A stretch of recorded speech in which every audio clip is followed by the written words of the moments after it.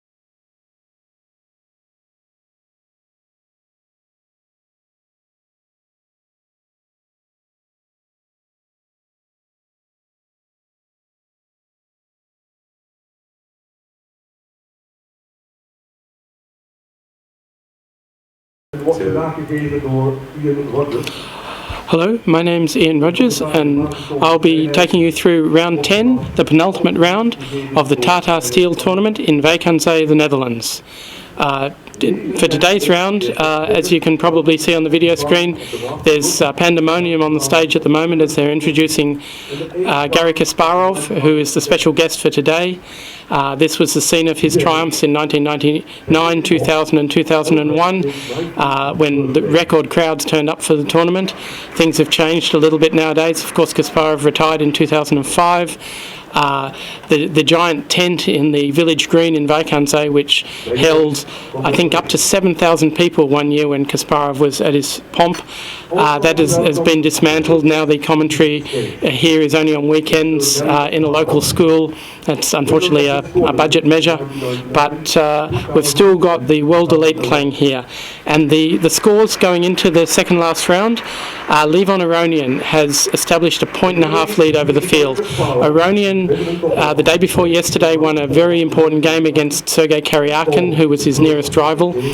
Very difficult game. That game was played in Eindhoven at the high-tech campus. To explain what the high-tech campus is, think Silicon Valley, but with 40 degrees cooler.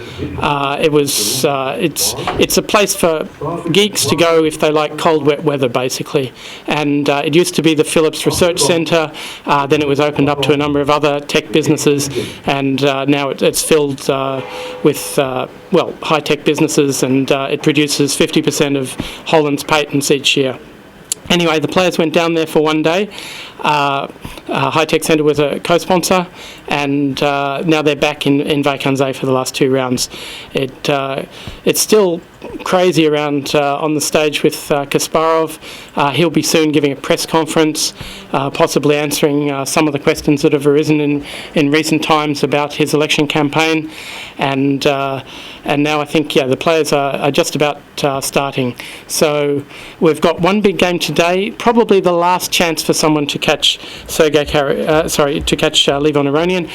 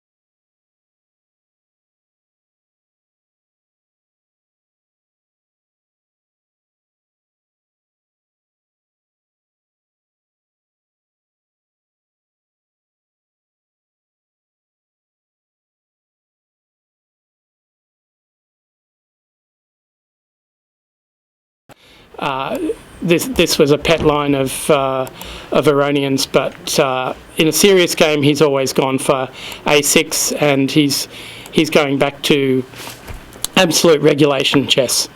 This is the closed variation. On move 5, black can take the e-pawn, the open line favoured by Korchnoi, but bishop e7 is certainly what Aronian does. Aronian has really made a career out of playing the Marshall Gambit. It offers many easy ways for white to make a draw, but if white tries to win, Aronian has been deadly, and the player who's suffered the most at his hands has actually been Viswanathan Anand, who's lost a number of key Marshall Gambit games. And here Dominguez doesn't want to see the Marshall Gambit. He plays d3 on move 6. Now, this quiet line has gained some support recently. There was a similar game played by Anand in the World Championship against Carlsen. He got absolutely nowhere. You can play d3 a little bit earlier as well. If you play it before castling, then sometimes you play knight bd2 and then to f1, but now the f1 square is occupied. In any case, d3 indicates that, Dominguez wants a fight. b5, bishop b3 played, castles, and now knight c3. Yeah, a series of plans here for white. The most common is to go c3, knight bd2. Knight c3 was played in some games by Kasparov, I believe, in his later years, but, well, it's not supposed to be terribly scary. So d6, finally, with the e-pawn protected, black can play knight a5, and white has to do something about that. So Aronian plays a3, and after knight a5, he will undoubtedly put it on the bishop on a2, which he does, and now bishop e6. So these sorts of positions, very hard for white to prove anything. If white swaps on bishops on e6 and plays d4 later, you're undoubling black's pawn, and black can just take on d4 and play queen d7. Seems satisfactory. It's really very difficult for white to show an advantage around here. If white could get d4 here for free, he might be able to claim something, but his normal plans based on a4 are out of the question. He's played a3, and his knight on c3 can get knocked around by b4 and sometimes b3. So, for example, in this position after d6, white could play a4, but you can have knight a5 or b4 rather, knight a5, and sometimes even b3 can work well.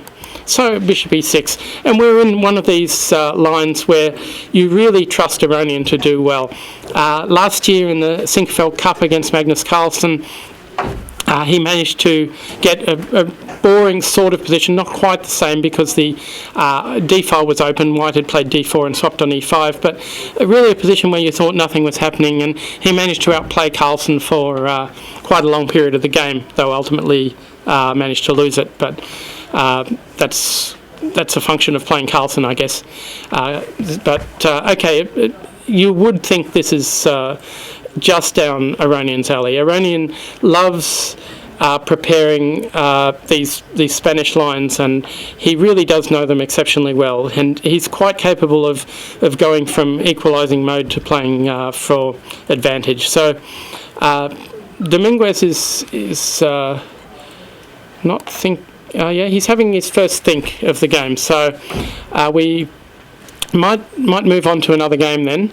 There's another game that could influence the battle for first if Dominguez does his job and wins against Aronian, but yeah, you do wonder about whether this game between Giri and Karyakin is going to be a really exciting battle. Giri with white against Aronian earlier in the tournament just tried to shut Aronian down. He did ultimately gain some small advantage in the rook ending, but it never seemed to be enough. Must be very nerve-wracking at the moment actually playing, because Kasparov is walking up and down looking at all the games, and if you're someone like 15-year-old Caden Trough in the B group, it'd be a bit scary having the boss who has trained you judging all your moves, but he's just moved on from Trough's game and is now looking at one of the other games. So Karyakin has a good score against Giri. He's won their only encounter when he was black. That was a Berlin opening, e4, a Spanish Berlin, which is not normally known for black winning, but certainly Karyakin played that very well. Career score is 2 wins, 2 draws, no losses for Karyakin, so he really has done well against Giri. Of course, he's 5 years older than Giri. He's 24, Giri's only 19, so he picked on Giri when he was just a kid, I guess. Even so, from the look of this opening, it's again a Catalan. Now, maybe someone like Kramnik can play this for a win, but it's really not so inspiring. D takes c4. All this stuff was investigated very heavily back in the 80s. This was Anatoly Karpov's staple defence against the Catalan. He took on c4. If you play knight e5 now, black will actually go knight c6, which works quite well. So knight e5 and then knight c6. And you can take, if you want, on c6 and pick up a pawn, some line along these lines, queen a4, but black will always have counterplay along those white squares, especially putting a bishop on the b7 diagonal Black can play e5 here, for example, open up a different diagonal for the bishop.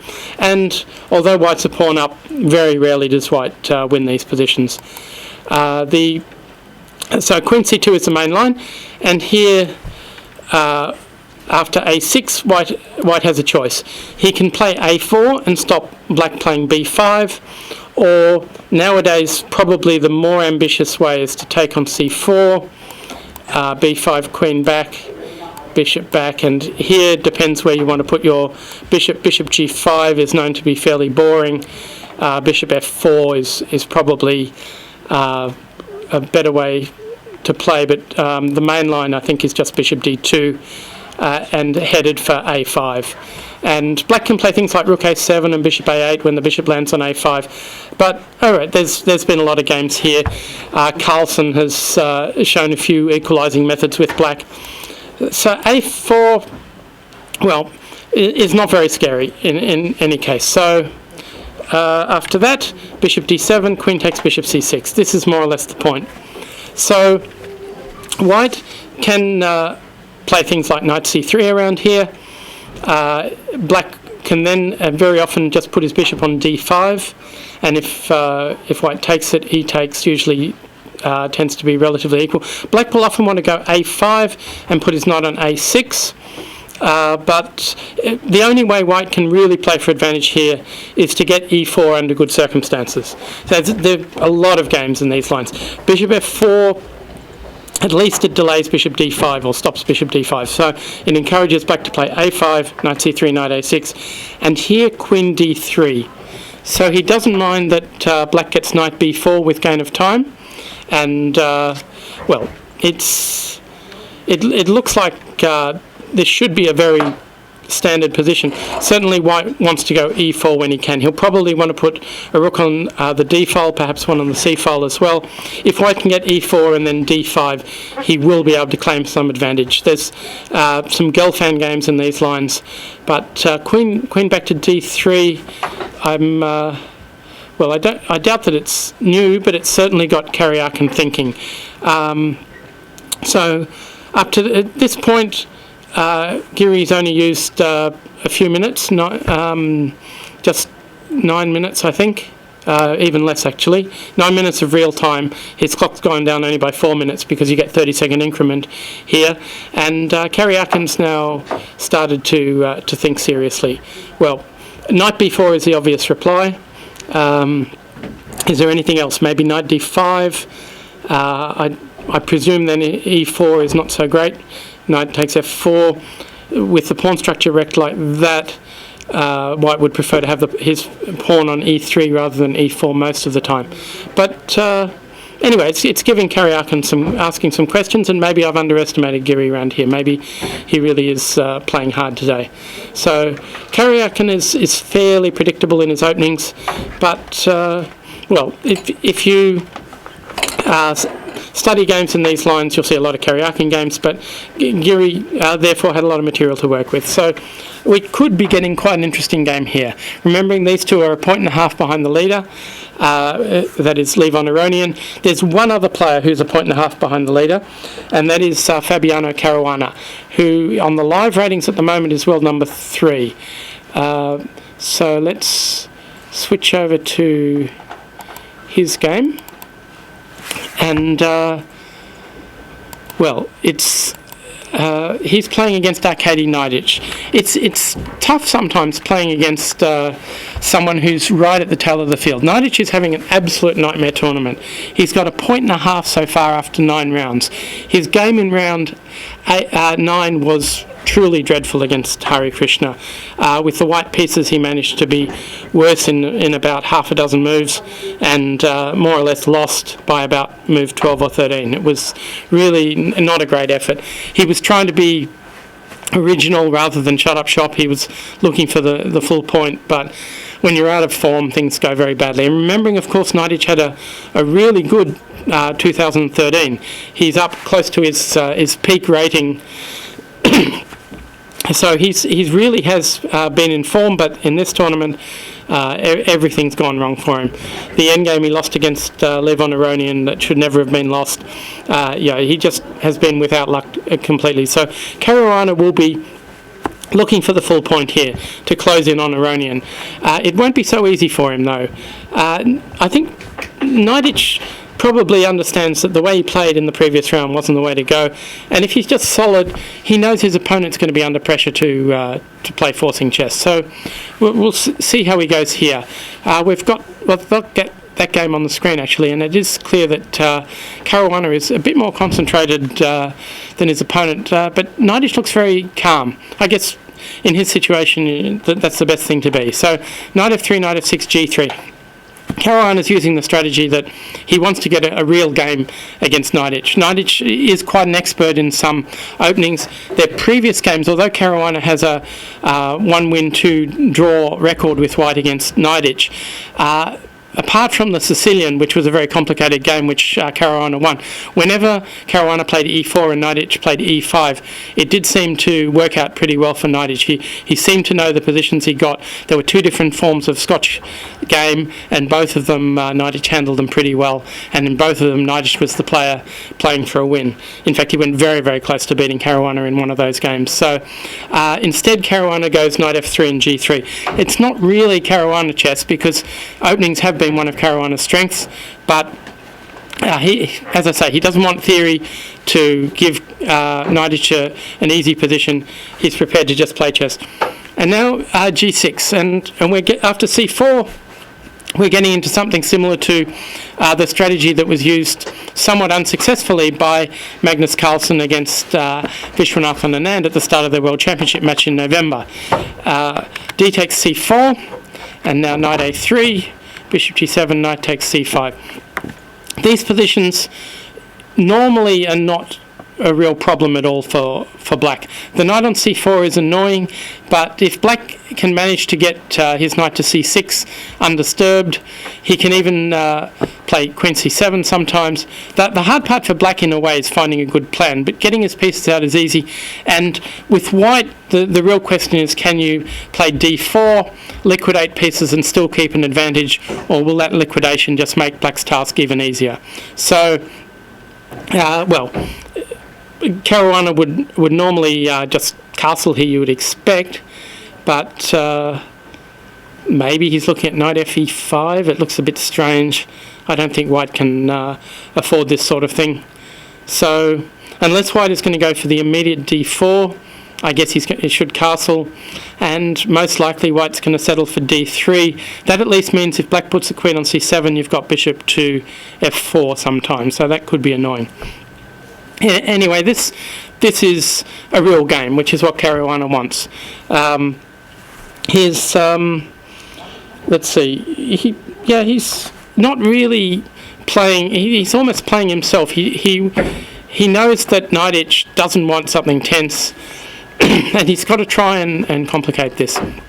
Remembering, of course, Nidic is was perhaps, but he is most likely an exceptionally strong player. I mean, in 2005 in Dortmund, Nidic won a really strong tournament ahead of Kramnik, Topalov, Svidler. It was a magnificent result. Now, Nidic was just a kid then, 2021. Now he's 28, and he's a more consistent player, but he hasn't really had that sort of super tournament result. He's had good results in team tournaments, though, over the last 12 months. But this is just something out of the ordinary. And, of course, when you lose games in a tournament like this, the Sharks circle and they make sure they play really hard against you. And Nidic has, not been able to withstand that. The other player who's been suffering a bit has been Boris Gelfand as well. He's playing Luke Van Welly. The battle of the old guys, the only two players over 40 in the tournament. We might have a quick look at that one. So this is a tough game for Van Welly. He has never beaten Gelfand in 16 tries, at least serious tries. Certainly they played rapid games and blindfold games and that sort of thing, but in 16 classical games he's never won. With White, at least, he's made 5 draws and 1 loss. It's not terrible. So overall, his record's not too bad. 3 wins for Gelfand, 13 for 13 draws and no wins for Van Wely. But Van Wely, perhaps inspired by Rapport, who's been playing weird openings a lot this tournament, has gone for a Trompowsky attack. Now, the Trompowsky worked extremely well for Van Wely against Geary. In fact, he built up a winning position and blew it when he had a winning combination earlier in the tournament.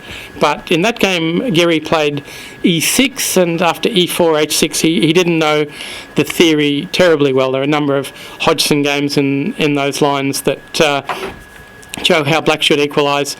I'll give you a quick idea. So let's see, e6. Still not going. e6 and e4, h6, take, and c3. So White is planning to go bishop d3, knight to e2, castles, and f4. And Granda Zuniga had one game with queen g6, but after queen f3, White seems to be doing fine. Queen g5 is just extremely annoying. You can't play queen f3 because there's a queen c1 check. Knight f3, queen takes g2 doesn't seem like enough compensation. And if you play g3, then all of the normal plans after e5 don't work so well for White because the bishop can come to g4 or h3. So the c3 plan, it worked for a while, but it really isn't so dangerous. So d5. The most solid move. And here, if you're a real Trompowsky player, you take on f6. And Gelfand, well, he may well take back with the g-pawn because he's quite a principled player, taking towards the centre and all that. But it's very hard to break down black when they take back with the e-pawn. Knight d2, which is what was played, is leading to a Torre attack of some sort. But Gelfand decides on a quick c5. And here, it's not so easy, because if you go e3, black can swap on d4 and play queen b6 very fast. And that's not working too well. You can cover all the pawns with knight b3, but then knight e4. So, for example, e3, take, queen b6, and b-pawn and d-pawn are under attack. And if knight here, knight e4. And black is extremely comfortable here. So Van Wely decided to take on c5. So here, knight a6 is possible. He decided on queen a5, which is another way of getting back the pawn. c3, queen takes c5, knight f3. So Gelfand will be pretty happy with what he's got here. Long term, this could work out very, very well for black. Excuse me. The reason is that White has swapped off his d-pawn for the c-pawn. That means if black ever achieves the e5 advance, he will have a great pawn center. Now, quite a long way to go before he can do that, but certainly, well, he has to decide knight c6 or knight d7, first of all. Does he allow bishop takes f6? Does he want to start with e6 and again allow bishop takes f6? I presume if black plays e6 around here, White will take, and try to achieve something here. So this is perhaps the sort of thing Van Wely is hoping for. So, yeah, Gelfand may want to be careful. Knight bd7 is certainly careful. And then if you want, you can go e6 and bishop e7. So, yeah, the other problem is, I guess, it is a sort of position where Gelfand might have a long think, and maybe this is Van Wely's strategy. Gelfand is renowned for coming up with extremely good plans after long thinks. One of the most memorable was near the end of his World Championship match against Anand might even have been the final game where Anand hit him with a very unexpected pawn sacrifice in a bishop b5 Sicilian, and Gelfand thought for about 45 minutes and found a fantastic way to return the pawn, which more or less equalised immediately. So that's the sort of thing he does. I think there was an old quote that when he went to the Petrosian school, he was told that you should think before you move, even in blitz, and he definitely took that to heart. Now, of course, in a tournament like this, where he's running second last and really been in trouble in a lot of games, I suspect playing more naturally and a little bit faster might be the go, but it's just not Gelfand's natural plan. Gelfand, in fact, has quite a bad record in Vacanze. I don't know that he's ever finished higher than about 5th, which is pretty amazing for a player of his calibre. And he's finished near the tail of the field a number of times. He's been playing as far back as 92, I believe. In 93, he had really his only big success in Vacanze. He beat Michael Adams in a candidates match, then going down, I think, to Nigel Short in the match afterwards. But apart from that, he always seems to struggle here. I think I discovered the secret behind his problems.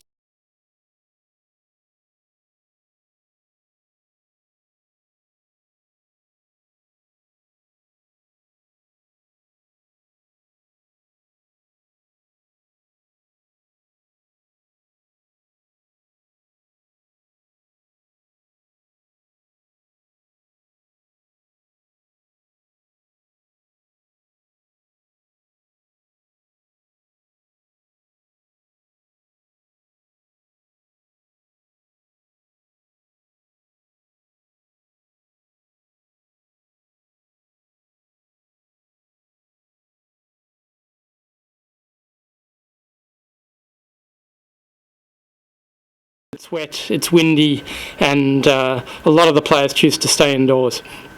But we'll come here in summer and you'll see half the Dutch population lying on the beach. It really is very popular around here, and also nearby places like Zandvoort.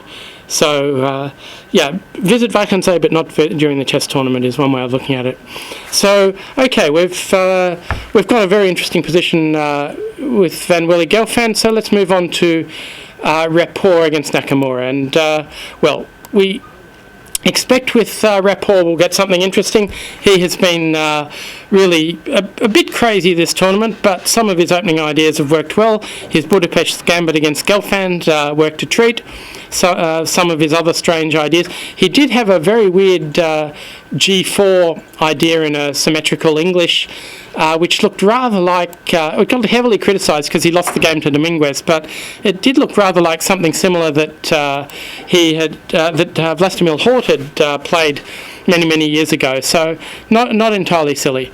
But anyway, the rapport is the baby of the field, if you like. He's just 17 years old. I must admit his opponent Nakamura is not ancient at 26, and Rapport's having a bit of fun. It's his first really high-level tournament. Most of these guys he's never played before. Certainly he's never played Nakamura before, and he's just managing to get real games all of the time. Rapport is one of the youngest grandmasters of all time. The youngest, of course, was Karyakin, but Rapport at 12, but Rapport was a grandmaster at 13. By the time he was 13, he was already... Well, he had 3 coaches and a manager, really, by then. He was already more or less professional, and, he has gone on, improved dramatically. This tournament hasn't been so great for him. He's currently sitting equal with Nakamura on 3.5 out of 9, so it hasn't been a great tournament for either of them, but it's certainly worse for Nakamura, who was world number 3 at the start of this tournament and is world number 7, and might even risk dropping to number 8 if he draws this game. Anyway, knight f3, c5, b3. Now, this b3 idea is well countered by d6 by Nakamura. Usually this d6 e5 plan is the best plan against b3, bishop b2. Now, people who play the b3 Sicilian, for example, and you can get this sort of position with b3, they do not put their knight on f3 too early so that they can play f4 around here. But because Rapport has started with knight f3, he doesn't have this option, and the pawn structure, the triangle, the Botvinnik triangle, is only really able to be broken up by a quick d4. And when d4 comes, black will presumably be able to go e4, either immediately or after swapping on d4. So bishop b5 check was played by Rapport, and it just seems like white's improvising without great reason here. So the clock times at the moment, Rapport's, hardly thought at all. Nakamura's used up, 20 minutes or so getting here. But instead of playing bishop d7, which I would say would be very close to equalising, bishop d7, queen d7, he decided to play knight c6. So he doesn't mind some of these bishop takes c6 positions, which will look like a bishop b5 Sicilian, because black has achieved e5. Black normally gets into trouble in a bishop b5 Sicilian if he's got the double c-pawns and the black pawn is not on d6 but on d5 and the other pawn is on e6. Here things are different. So after knight c6, we haven't had a reply from Rapport. He's certainly thinking hard. Well, the only downside you can't play d4 here, queen a5 check. So if you are going to play d4, you're going to have to castle first or something like that. There's a severe danger that you'll just get pushed off the board by an e4 move and then queen f6 at some point, or just knight f6. So I don't know what b3 is really doing here. Maybe you can put your bishop on b2 to try to make e4 into a less dangerous move, but if the knight has to go back to g1, I think black is going to be very keen to play e4 and maybe a queen g5 move at some point as well. So yeah, it's very hard to see what connection Rapport's moves have to each other at the moment. So I would say Nakamura is satisfied. He really does need to win his last couple of games to turn this from a disaster into at least a respectable tournament. Remembering, of course, that Nakamura won this event just 3 years ago. This was after he'd had a series of coaching sessions with Garry Kasparov. That was very productive. Kasparov was ebullient about the win by Nakamura, saying it was the best win by an American for 100 years or something like that, but certainly it was a very impressive performance. Since then, though, Nakamura hasn't really been able to emulate that. So he won in 2011, in 2012 he dropped to 5th, and last year he was 6th, and this year it's going to be even worse, I guess. So he hasn't really recaptured that form, but of course his other results have been quite impressive.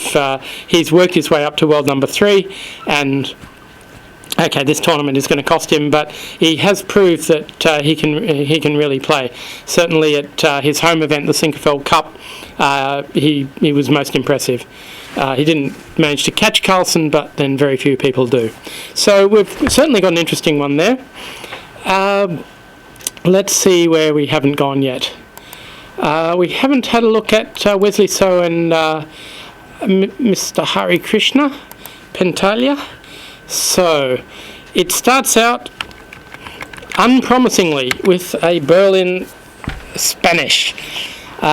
Wesley So and Hari Krishna are both doing reasonably well here without impressing too much. They're running equal 6th, they're half a point off second place. They both had a dodgy middle part of the tournament. So lost a couple of games, so did Hari Krishna. But they've recovered, so beating up Van Welly, Hari Krishna beating Naiditsch. So they'll be feeling reasonably good coming into this game.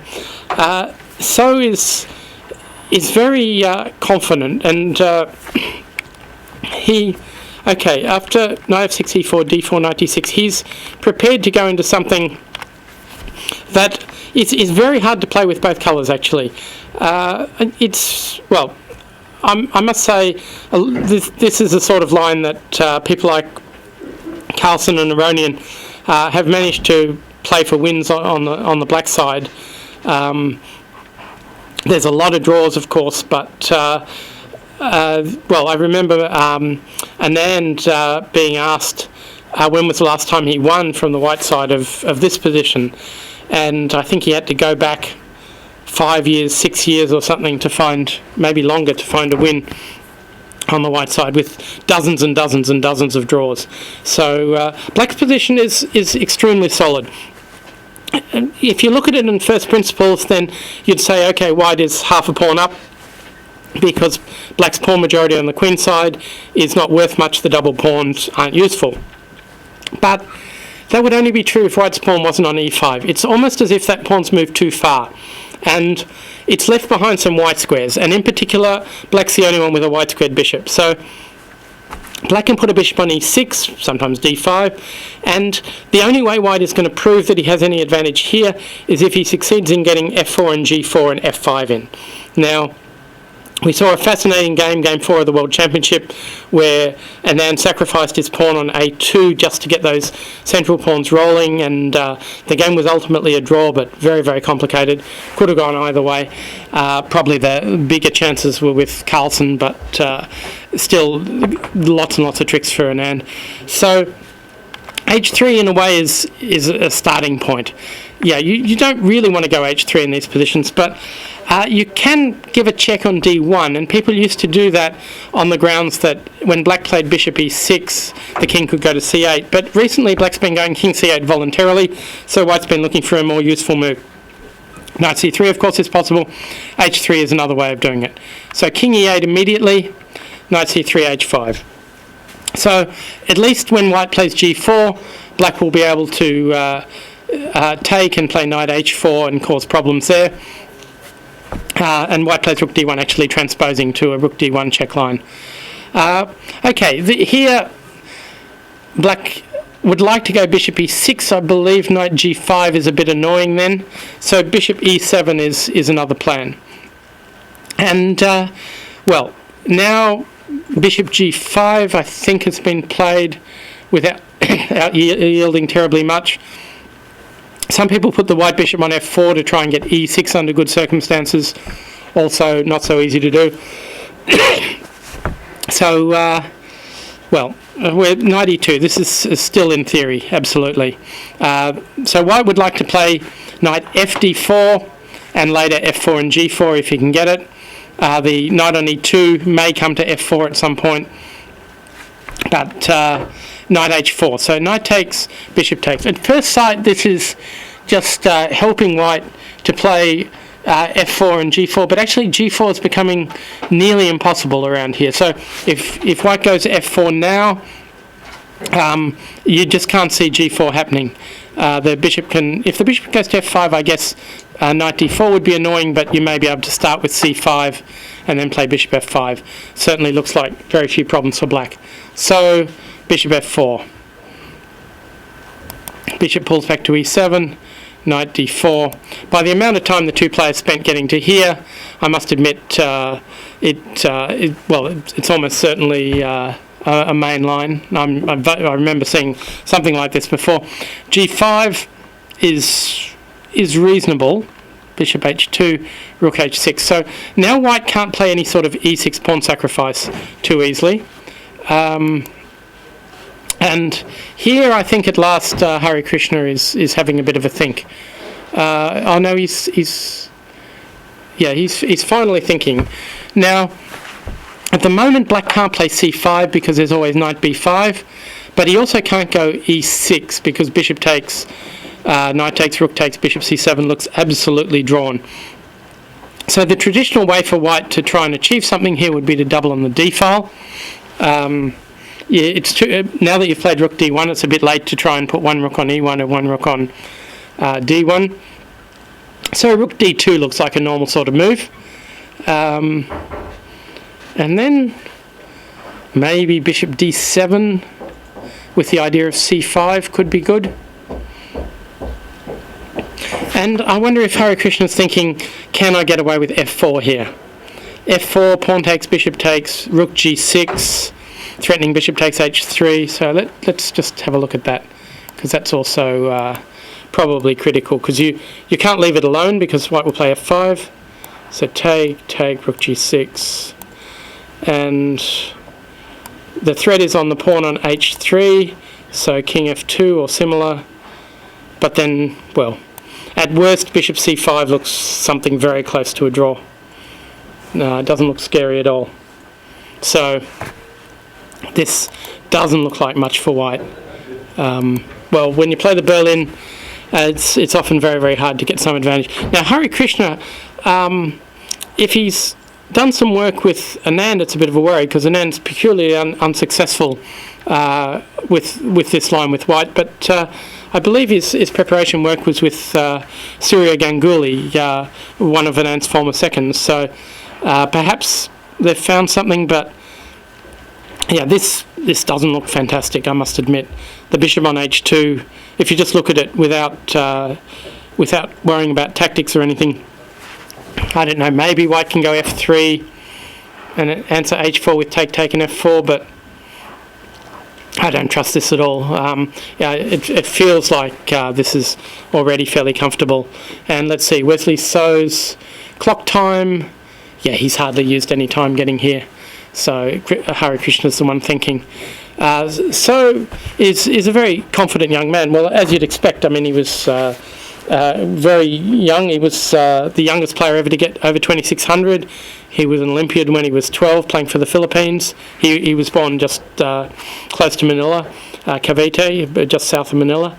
And he was playing international tournaments at a very young age. I ran into him when he was 13 at the Malaysian Open, and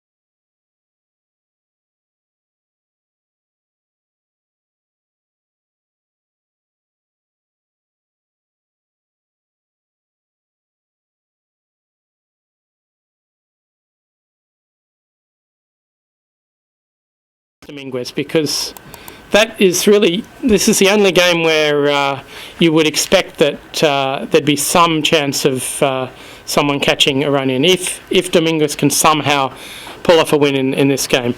So we left it after bishop e6, and now bishop c5 was played. Eminently reasonable. Sorry, bishop g5, c5, and now b4. Well, it's about the only pawn break white has, but it's hard to... so the only idea I can see is if when the knight goes back to c6, you're going to have to go knight d5, but that looks very suspicious by itself. Let's see, knight c6, knight d5. So knight takes d5 is going to be answered by e takes d5. Let's see. And so white will definitely have some white squares. He'll probably take on e6, and this does look better for white, I must admit. Perhaps bishop d5. How much, I don't know, but it's something. Maybe bishop d5 isn't the best move, but certainly white's got something to play with here with his white squares. So instead, bishop d5 was played, e d5, and this is a very messy sort of position. So knight d4, and bc5. So now it looks as if Aronian has to swap on f3 first, which is not something he really wants to do. But if he takes back on c5, knight takes e5 looks good, because that's got a threat on c6. So if takes, just knight e5. And maybe knight c6 sometime. So this is not playable, so he has to swap. And now dc5. And here rook fe1. This looks like a little bit of pressure here for white. The bishop on a2 is a bit strange. So I'm sure Aronian will not want to go bishop d6 and allow bishop takes f6, or not immediately perhaps, but bishop d6 looks very passive, and you could easily end up in a bad sort of opposite bishop's position. Now, how is white going to improve this position? It's very hard to say. Yeah, very hard to say indeed. Knight d7. So I'm not sure I like that a lot, but maybe it's playable. So if we take on e7, presumably queen takes, and the black queen will finish up on the d6 square. That looks okay.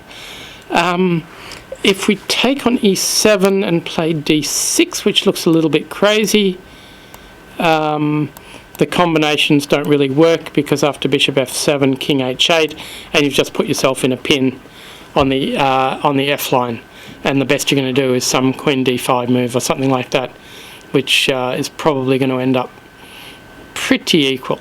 So instead of that, of course it's possible for white to just retreat his bishop, but where? e3 looks like an obvious square, but then the pressure is taken off the e5 pawn. Yeah, I'd probably go for e3, but d2 has something to commend it. Another problem for white is he'd like to go c4, but it does render his bishop on a2 rather stupid. So somehow white needs to be creative and have a d6 move when black's not looking, but hard to see how he should do it. You'd think white with his pair of bishops in a slightly open position would be a bit better here, but if black, well, let's say bishop d2 for example. If black plays bishop d6, I don't know, is black going to play f5 around here and get his pawns rolling? So perhaps this is not so great. I wonder if white can try and soften things up with a4, but doesn't look terribly dangerous. So until white can get his bishop to a useful diagonal like c2, I think if black gets f5 in, I think he's absolutely doing fine. And yeah, I'll be very reluctant to play c4 around here, ruining my bishop on b3, but maybe the b5 pawn can turn out to be a bit weak. Anyway, this is a real game. This is Dominguez, knowing that he's never lost a game with white against Aronian, and he's won one, really going for it. It's been a very atypical sort of plan in the Spanish, but you do think that there's some potential here. Of course, Aronian is a great defender. Let's see, what is his clock time like at the moment? Aronian is way ahead on the clock. He's only used his 30-second increment. So I guess he knows what he's doing around here, but, can that be true? Really? No, he's used a little bit more than his increment, but he's already 30 minutes ahead of Dominguez on the clock. Now, Dominguez is noted for time trouble, but he's also an extremely strong, fast chess player.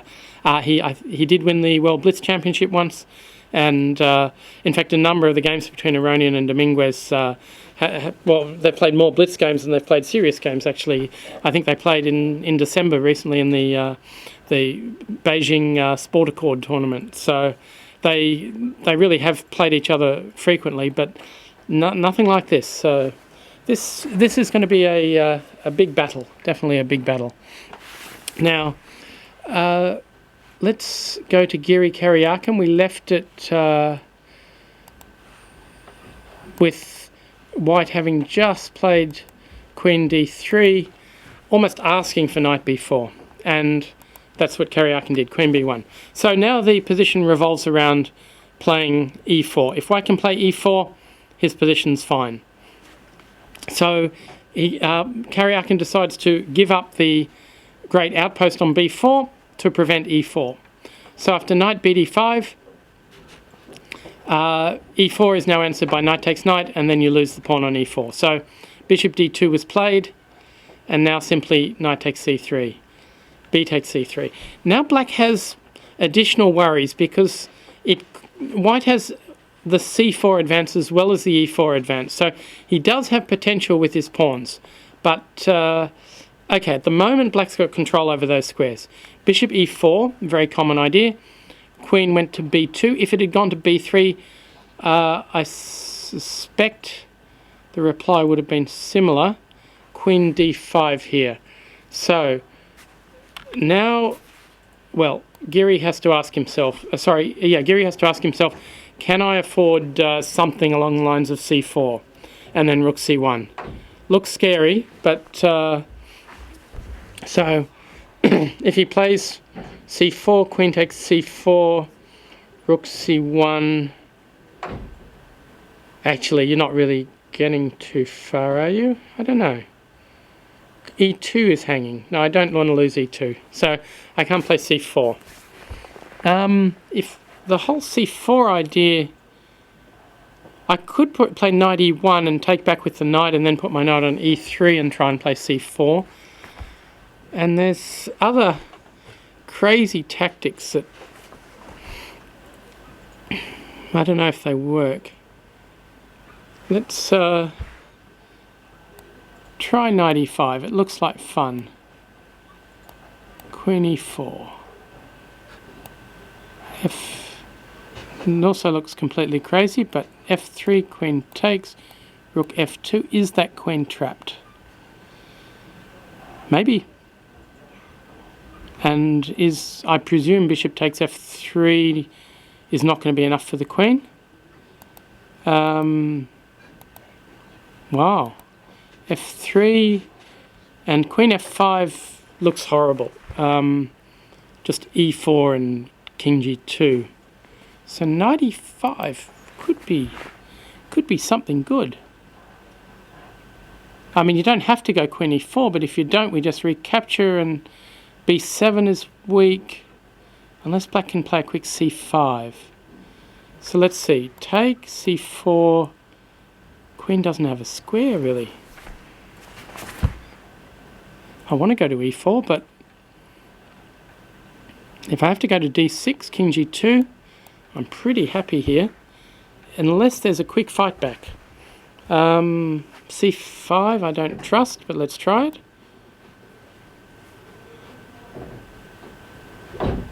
Might be playable.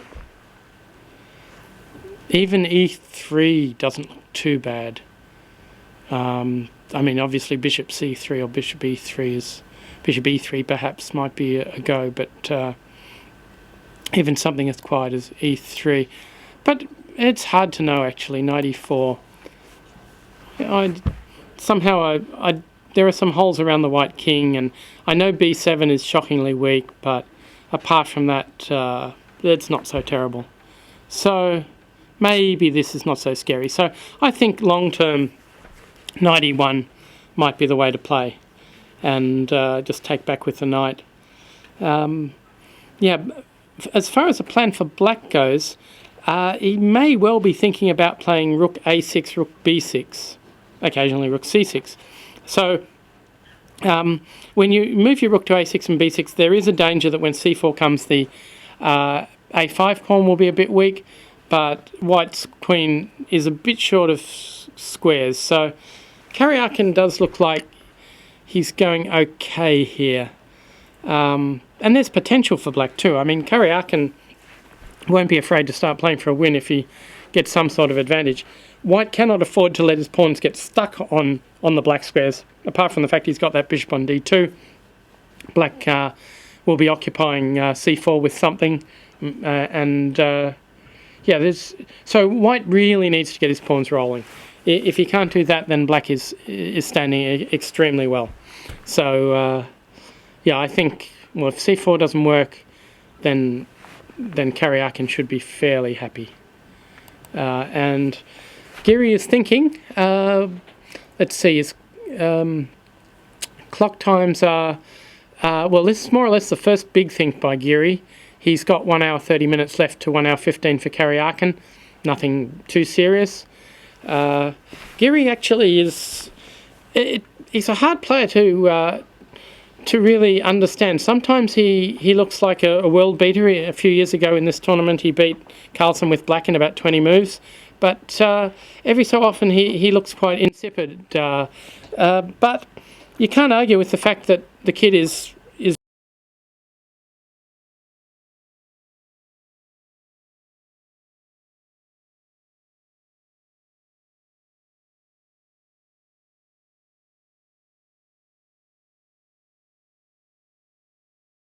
He was the youngest ever Dutch champion. That was 4 years ago now, I think. Yeah, practically half the field here was a grandmaster by the time they were 15. Geary, was a GM at 14. So, he's really, coming along as you would expect a world-class player. I remember seeing charts showing Geary's development as against Carlsen, and for quite a while the graphs were pretty similar, but they have diverged a little bit recently. Of course, by 19, Carlsen was moving up towards world number 1. He was having these fantastic results in Nanjing and various other tournaments. So Geary is certainly extremely strong, but he's currently not looking like he's the next Carlsen. Anyway, Karyakin will be a great scalp if he can get it, especially in a critical game in the tournament. Karyakin has been pretty good in big games, although day before yesterday wasn't so great. But in 2009, when he won this tournament, he really didn't look like winning the event a few rounds from the end, but he came through. While Aronian was losing to Dominguez, Karyakin was keeping his head and finally beating Dominguez in the final round.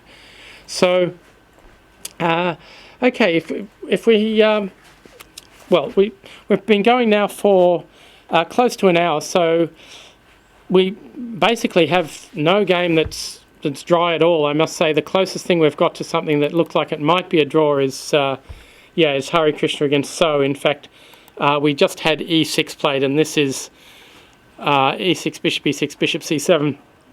This is, I believe, a way to make a quick draw that's been used maybe by Anand against Aronian perhaps, and maybe there was a Kramnik game as well of this sort of line.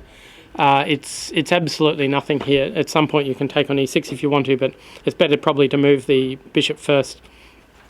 And nothing much is happening. Black's got rid of his double pawns.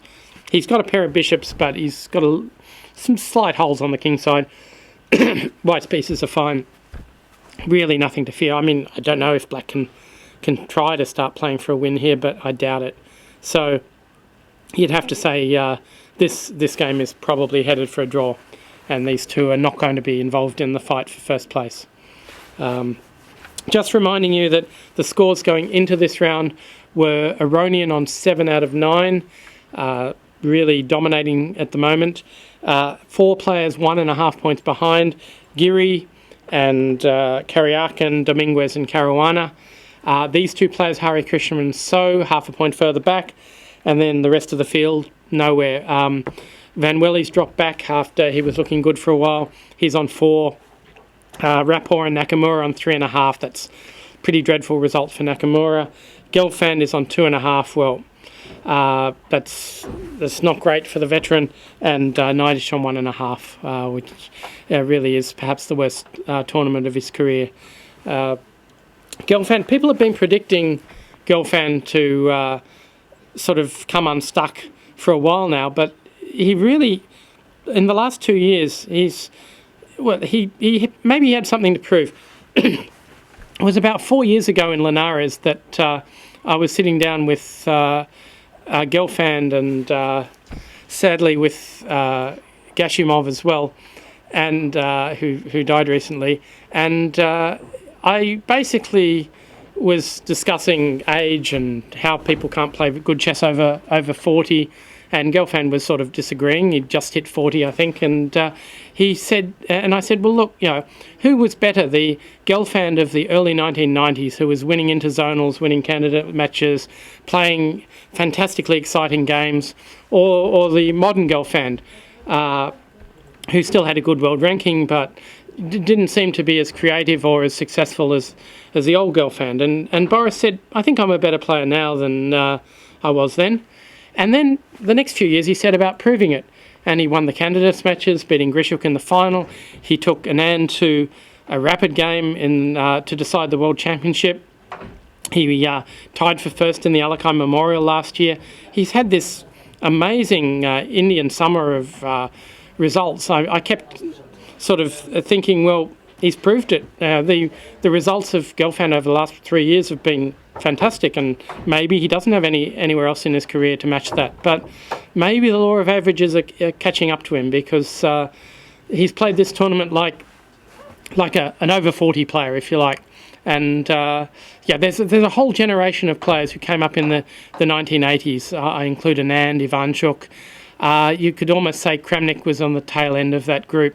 And they've absolutely dominated world chess since the retirement of Kasparov in 2005. And even before the retirement, they were the chasing pack. You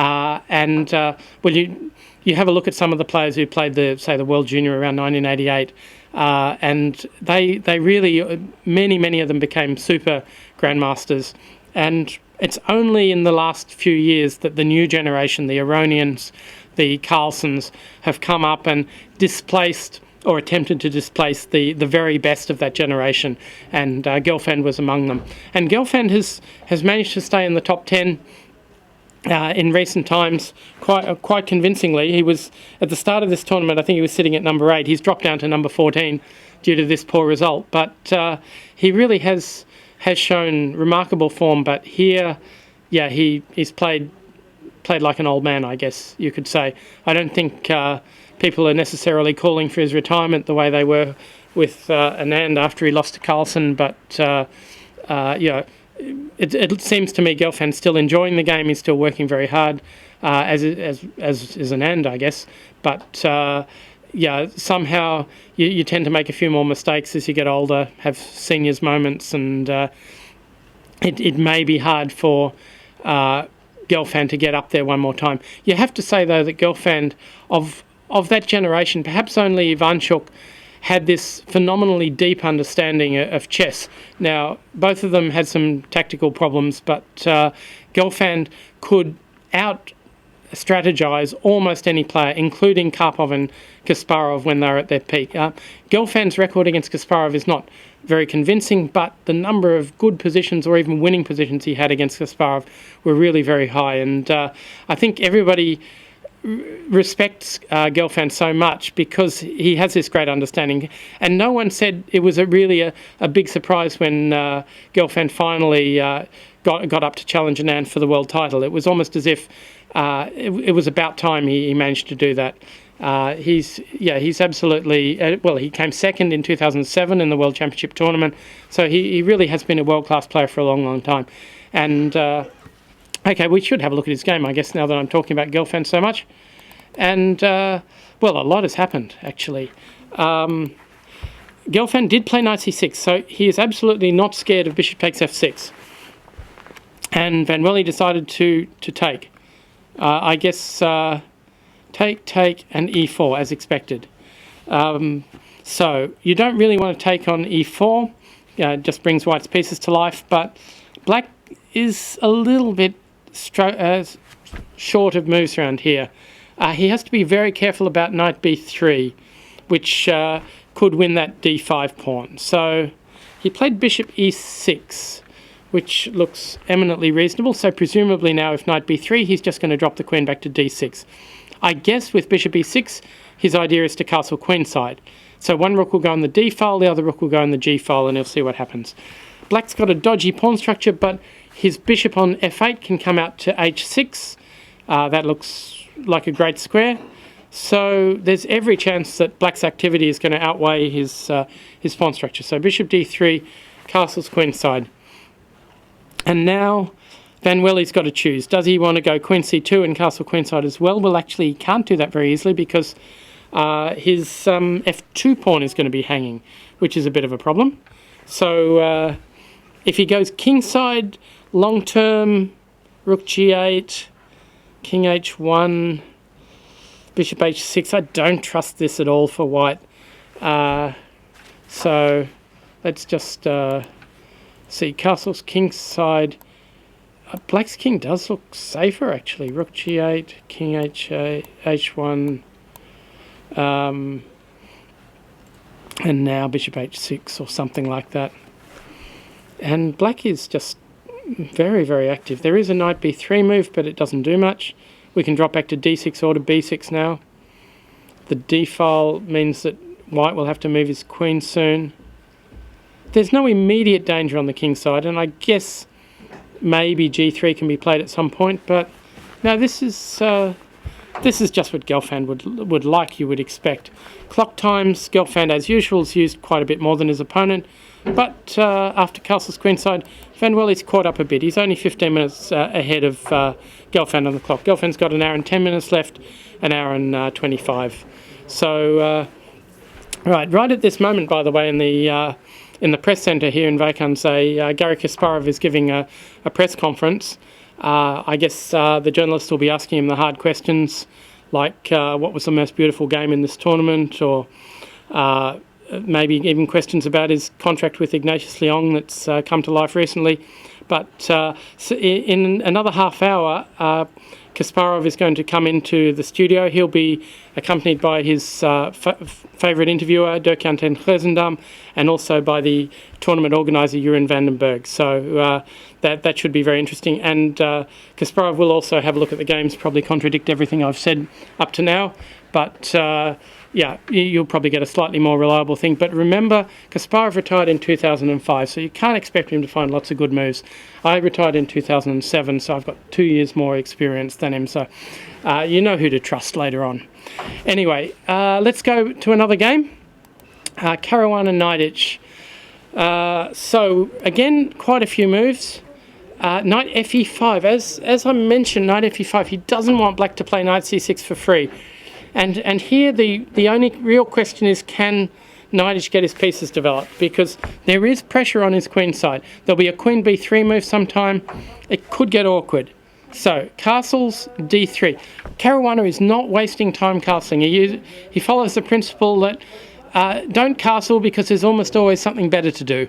Now, you've got to be careful about that. If the centre was open, or if there was a check on a5 or something like that, you'd have to be a bit more worried. But the good thing about a quick d3 is if black goes queen c7, you have... Oops, sorry. We've just moved forward a bit too fast. If queen c7, you've got bishop f4 straight away. And that looks very, very dangerous for black. So black played knight d5, but yeah, that looks vulnerable. Very vulnerable. You still can't play queen c7. And after queen b3, he did play queen b3. The knight is simply not stable on d5. So he doesn't want to go to b6. It certainly doesn't want to go to c7 because the b7 pawn's on pre. So he plays e6.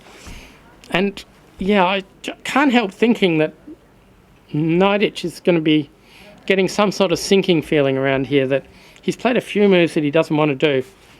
Okay, castles, queen c7. So now, I guess we can't actually go bishop f4 here because we will get taken, and after pawn takes f6 looks pretty good. The f4 pawn is weak. So how do we maintain our knight on e5? Well, the only obvious way to do it now is to play f4. And I don't really like f4. It leaves holes behind. Black is probably almost ready to go knight d7 here, and I may have to do something about that knight on e5 anyway. But I don't really want to go knight f3. Then I think after black plays knight c6, it's going to be absolutely fine. Unless there's some bishop takes d5. No, there isn't. So, yeah, this may be maybe Nidich is squirming out here. Clock times at the moment. Caruana's used a lot of time. He's under the hour now. Remembering that you do get 30 seconds increment, so it's not so disastrous to be short of time. The starting time is 100 minutes plus 30 seconds per move. Second time control is 40 minutes plus 30 seconds per move. Sorry, 50 minutes plus 30 seconds per move. So maybe Nidich is surviving here. And if he survives, then he can get developed. If he gets his knight to c6, then the black knight may come to d4 and the white queen won't be so good on b3. So there's lots of little problems around here that Caruana has to solve. He actually has to be very fast here, otherwise he may just get forced back. Everything looks nice for white, and you feel like there'd be something there, but I just can't see it. And I really doubt that he's going to play f4.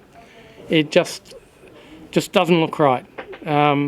You tend to regret the hole you made on your king side earlier. Certainly f4 is not part of a king side attack, or not likely for a long time. And if after knight d7 you have to do something about your knight anyway, then you may as well have played knight f3 straight away. So, but he doesn't want to play knight f3. So I don't know, knight g4, something crazy? Yeah, maybe. Knight g4, the problem's knight c6, and you're not covering d4. And knight d4 will come very fast, and black can easily be better there, because a knight h6 check is just a check. So, no, I don't see a good move here for Caruana, and probably that's why he's used so much time here. He's got his head in his hands. Sorry. So head in his hands, and yeah, I guess he just doesn't know what to do. I've just been told he played f4. Gosh. Well, got that one wrong. Okay, let's move on to the top game. So, Dominguez Iranian. We left it with black having just played knight d7, and white played bishop d2. Yeah, I really wasn't sure what square to retreat to, but that seems okay. Bishop d6 and a4 makes sense, makes a lot of sense. So here, well, black has to decide, do I want to play f5 round here? Gee, it's tempting. It's not as if the pawns are moving further forward much, but it's just keeping white's pieces out of those squares. e5 looks very secure. So the only question, I guess, will be, well, he's played f5. We are reasonably close to the playing hall here, so I'm just wondering if Iranian perhaps had wandered over to watch his girlfriend Ariane Kaoli's game, and the walls aren't that thick. He heard f5, yeah, maybe it's a good move, but you never know. In any case, he's played f5, and he's now getting up from the board. No, maybe he was at the board, so probably couldn't hear. And we're in a little side room here. The setup in De Morian, which is a sports centre, is the central area, the place where the sports are played, is with the cameras you can see where the top groups are, but what you can't see is behind the cameras are hundreds and hundreds of players. The thing about Vaikanze is that it's the only top tournament where you have the world elite playing alongside amateurs, and so yeah, the cameras are now panning to show you. You've got a lot of spectators here, and you can't see it too clearly, but they are all 10-player tournaments.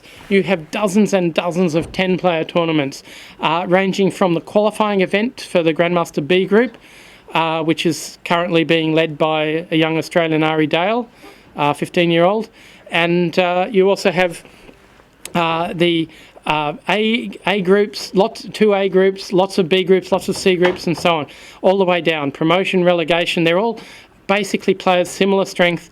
Before then, you had one-day tournaments, you had weekend tournaments. You have more than 200 accompanying tournaments at Vaikanze, so you can play chess yourself and watch the top games. Of course, there are often many spectators who come just to watch, but well, with the giant tent not there anymore. Most of them will be currently in a local school watching the commentary there. The advantage of the giant tent, which you probably don't have at the school, was that it doubled as a pub, so you could get a drink and watch the games, and it was a great place to socialise, and it fitted thousands of people. But for the moment, for this year, the giant tent isn't there, and the spectators have to make do with commentary in a school. But the commentators are the same, but the ability to watch and drink beer, I guess, was one of the attractions. So after f5 by Iranian, I really do not see anything easier at all for Dominguez. White's pieces look good, but how he builds up the pressure, he's not going to want to play a move like g4 that just will be asking for trouble with some e4 and queen h4 or something like that. Black's about to get his queen out to probably f6. Then he'll have, if white swaps on b5, let's see if we can find a useful move for white. If we take, and bishop b3, something simple like queen f6 looks fine. There's no pressure on b5, and we might have rook takes rook and e4 in the air. So you've got to be careful of that. So this can easily turn in black's favour. So if we go back to here, Dominguez, as usual, is using time. How much?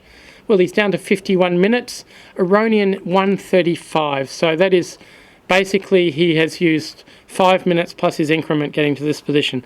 I'm guessing this position is not unknown to him. And really, white's bishops are not so great. So this is not working out so well for Dominguez, I guess. I'm not sure what black does next. Well, apart from queen f6. Does he want to go g6 and make sure that those pawns are good? Does he even want to attack with g5, g4? Looks a bit extravagant. His bishop absolutely has to stay on d6. The only unstable part of this position I can see is the bishop on d6. If that can be forced to move somehow, then white can advance the d pawn and will be doing well. But I just can't see any trick with taking on e5 or taking on c5. The knight on d7 covers squares there. I can't see the white queen getting into e6 or anything like that. So you'd have to say this position is comfortable. Now maybe white can put a rook on the b file here. Maybe some rook b1 move. Hard to say which rook. Maybe this rook to b1. But even that's not going to work. Queen f6, and you can't take twice on b5 because of the e4 move again. So nothing obvious at all here for Dominguez after f5. So I would say Iranian will be feeling pretty good. And in fact, you could see there's only one guy at the board, that's Dominguez. Iranian just walking around, just confident, and well, he's a point and a half clear, and this was really his last danger game. He does get Van Welly in the last round. Van Welly is erratic but is capable of beating people, but I wouldn't imagine with white, Iranian, if he needed a draw, would have any problems making one against Van Welly. And given Van Welly's not having such a great tournament, well, it's probable that Van Welly wouldn't object to that either if Iranian headed for it very, very quickly. So the state of play at the moment, after an hour and a quarter, we have Iranian comfortably placed against Dominguez. We have Naiditch, who seems to be doing okay, maybe more than okay, against Caruana. Caruana's just played a pawn sacrifice just to get black squares. So knight d7, bishop d2, that is rather remarkable. So if black takes on e5, I guess he doesn't want to take again with the bishop. Maybe those dark squares are going to be a little bit weak. But in this position, I don't see why he can't just go b6 and bishop b7. In fact, he almost certainly can go b6 and bishop b7. So white's bishop a5 is not really coming anyway. So no, this looks mighty comfortable for Naiditch. So I can't see Caruana making up ground on Iranian. Giri and Karyakin. Now, this game, it was getting interesting actually. We left it at queen d5, and Giri played knight e1 as predicted. Bishop takes, knight takes. And now rook fb8. So is he thinking about b5? Why is he... So he's not scared of knight e3, it seems. Because I guess the queen will just drop back to c6. I can't believe black really wants to play b5 round here. I guess he just wants to move his queen and not need to defend that pawn on b7. And more importantly, he keeps the rook a6 option open. So rook fb1. Curiouser and curiouser. So, what is going on? Black has to find a move, of course. Rook a6 is the obvious one. Maybe then some knight e3 and queen b5. Could be. Don't really see what white's threatening here. And of course, black can think about knight e4. Because if the knight could come back to d6, then c4 would be a very lovely square for that knight. So knight e4, bishop f4, knight d6 looks rather comfortable, actually. Knight e4, there's no c4 trick that I can see. So yeah, I would expect Karyakin, if he thinks he can get away with knight e4, he's probably going to play it. So Karyakin, I would say, is fairly comfortable. So we haven't got anyone with real problems yet. Well, Hari Krishna is certainly not going to win this one. We left it here and he took on e6 and bishop a5. So now if rook e2, he's got rook d2. So this position is slightly better for black, but probably nothing to be scared about. There's no entry square on e2 for the rook. There's no entry square on d2. The only question now is how white fixes up his pawn structure so his rook gets to move. I presume he's going to go b3. And this game will peter out to a draw fairly soon, I would say. So those two will stay on a decent score, but not in the running for a prize. Rapport and Nakamura, the battlers. We left it after knight c6 and knight c3 by Rapport. I mean, he stopped black from playing e4, but the knight often doesn't fit in these sort of positions, especially if white is at any point planning to take on c6. So knight f6 by Nakamura, f5 would have been another option, but this is healthy. And now d4. So yeah, Rapport has used a lot of time, but now, oh no, actually he hasn't. Nakamura's caught up and overtaken him.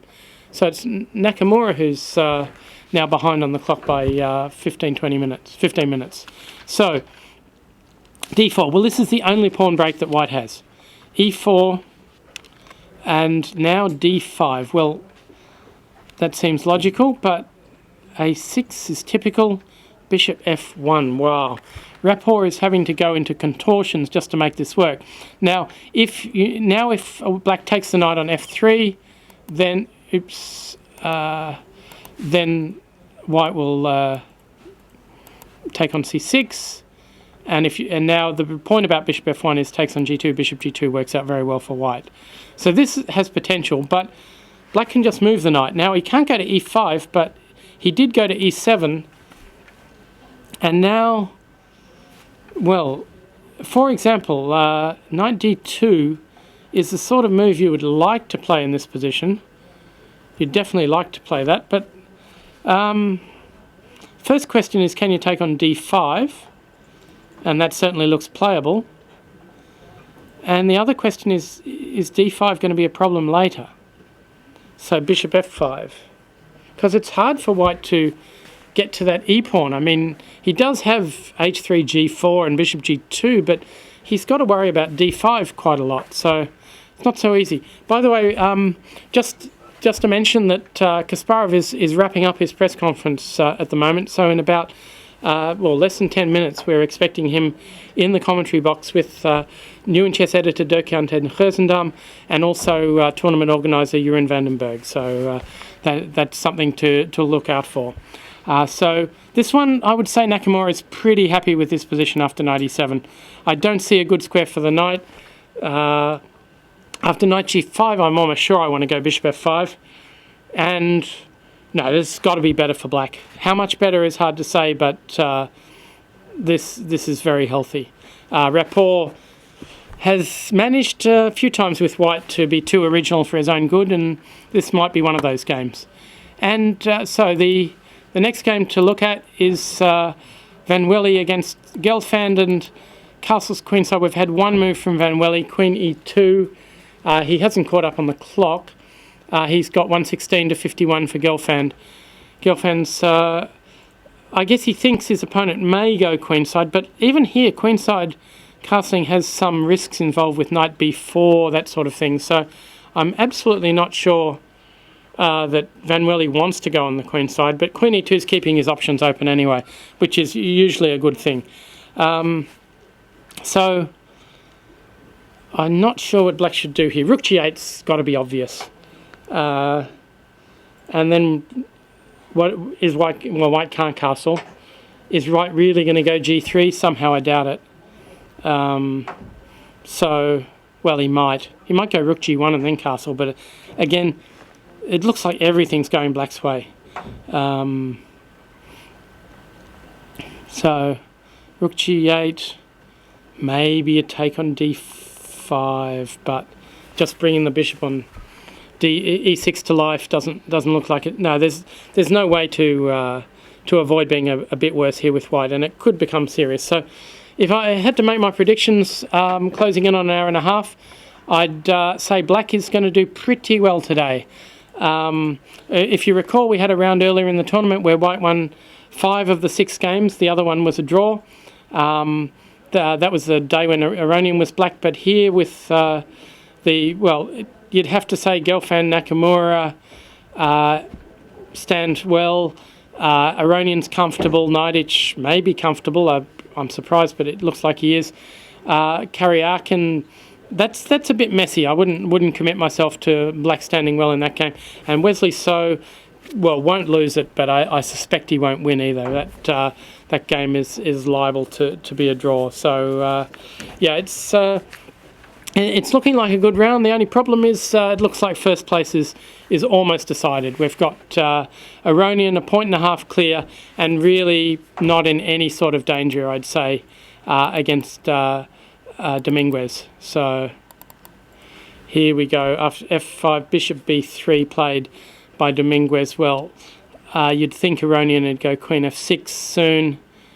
And, well, what could worry black? Not much, I'd say. I guess white could double on the A file and try to get black to concede that file, but there's always these E4 tricks when the black queen is on F6, so let's see if we can make it work.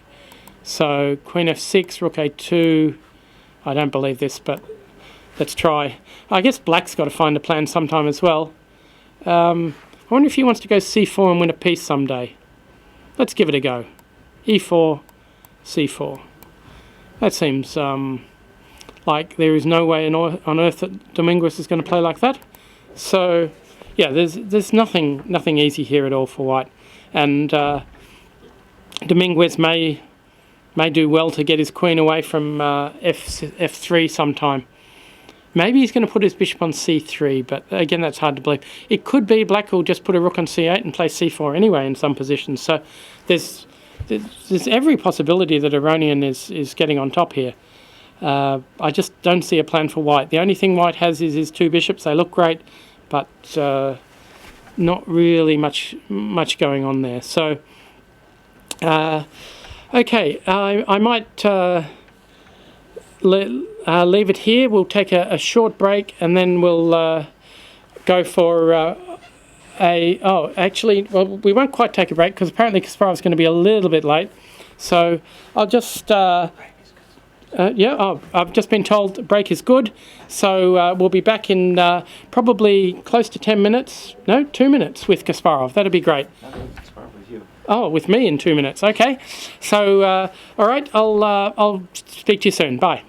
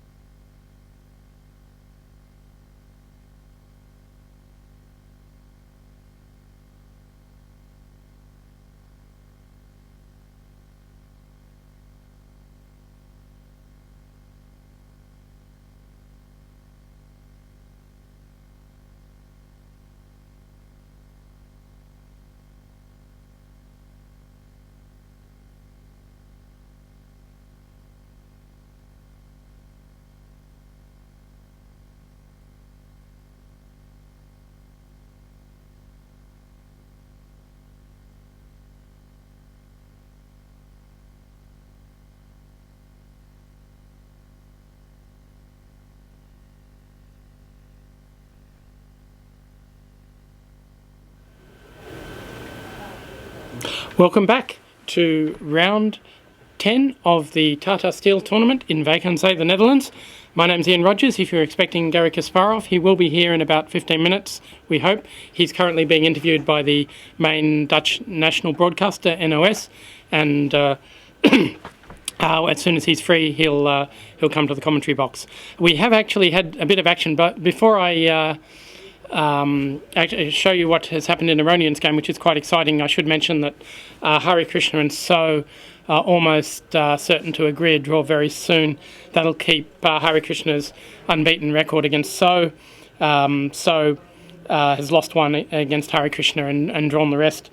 But, well, this game, neither of them seem too ambitious. And tomorrow, it's not so easy either. I think Hari Krishna gets Boris Gelfand, and Wesley So gets Fabiano Caruana. So it's never easy in this tournament, but I think Hari Krishna won't be so happy at having wasted the white here, and Wesley So will be more satisfied of the two players.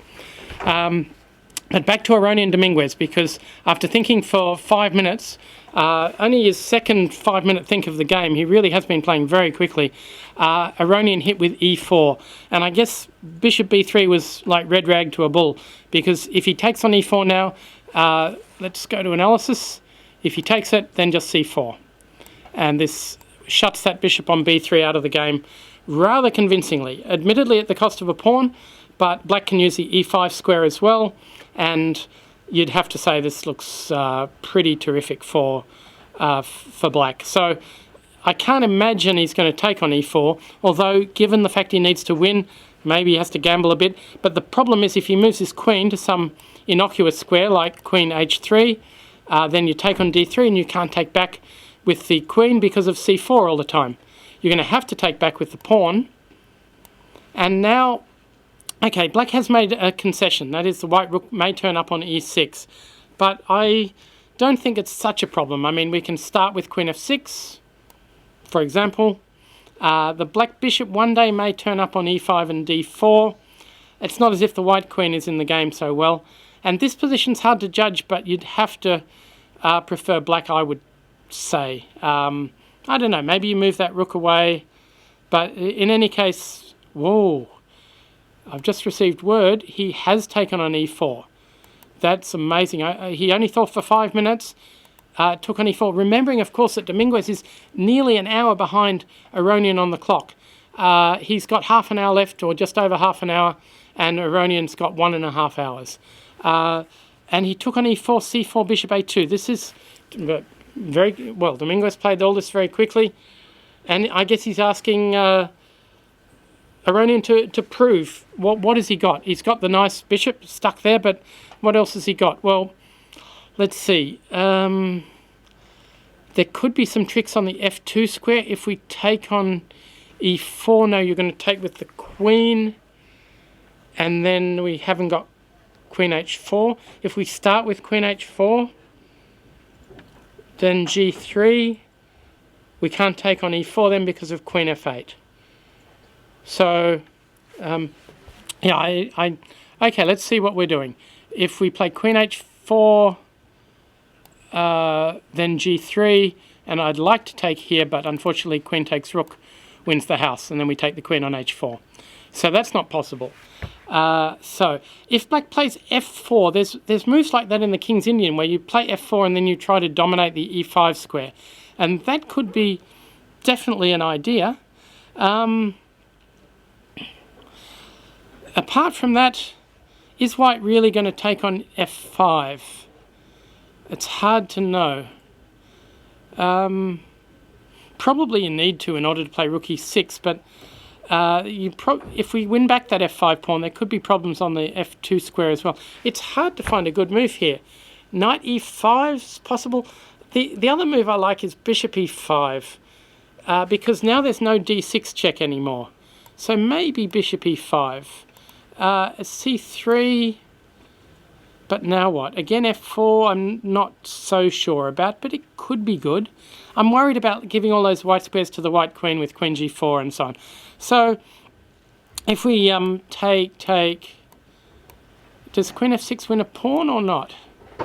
probably, even if, well, actually, if it wins c3, that could be a serious problem, because there are two connected passed pawns down there. I know white's got queen e6 check, which looks dangerous as well, but it's hard to know. Then there is a rook a8 move. This looks dangerous. This looks very, very dangerous. So I think, yeah, maybe queen f6 is going to be the move. Well, Aronian should have a big think here. He hasn't been thinking much at all. I don't know if this sort of position is featured in his preparation. It's not impossible. I mean, having done a little bit of work with Aronian, he does look incredibly deeply into certain lines. I must admit, I haven't looked at anything like these lines. So the sort of stuff I was looking at was very boring Ragozin Queen's Gambits, where Aronian was always willing to take a slightly worse position and draw it, and I couldn't understand why you would willingly take these positions with black, but draw it he did practically every time, and he's very well worked out in his repertoire. He got a reputation when he was younger of not really working hard. I think it wasn't deserved. There was a theory that he let Gabriel Sargsyan do all the work, and he just took the good ideas. But certainly Aronian himself is a seriously hard worker nowadays. He's 31. Some people are saying that if he doesn't get a shot at Carlsen soon, then he may never get a shot. Well, 31's not that old.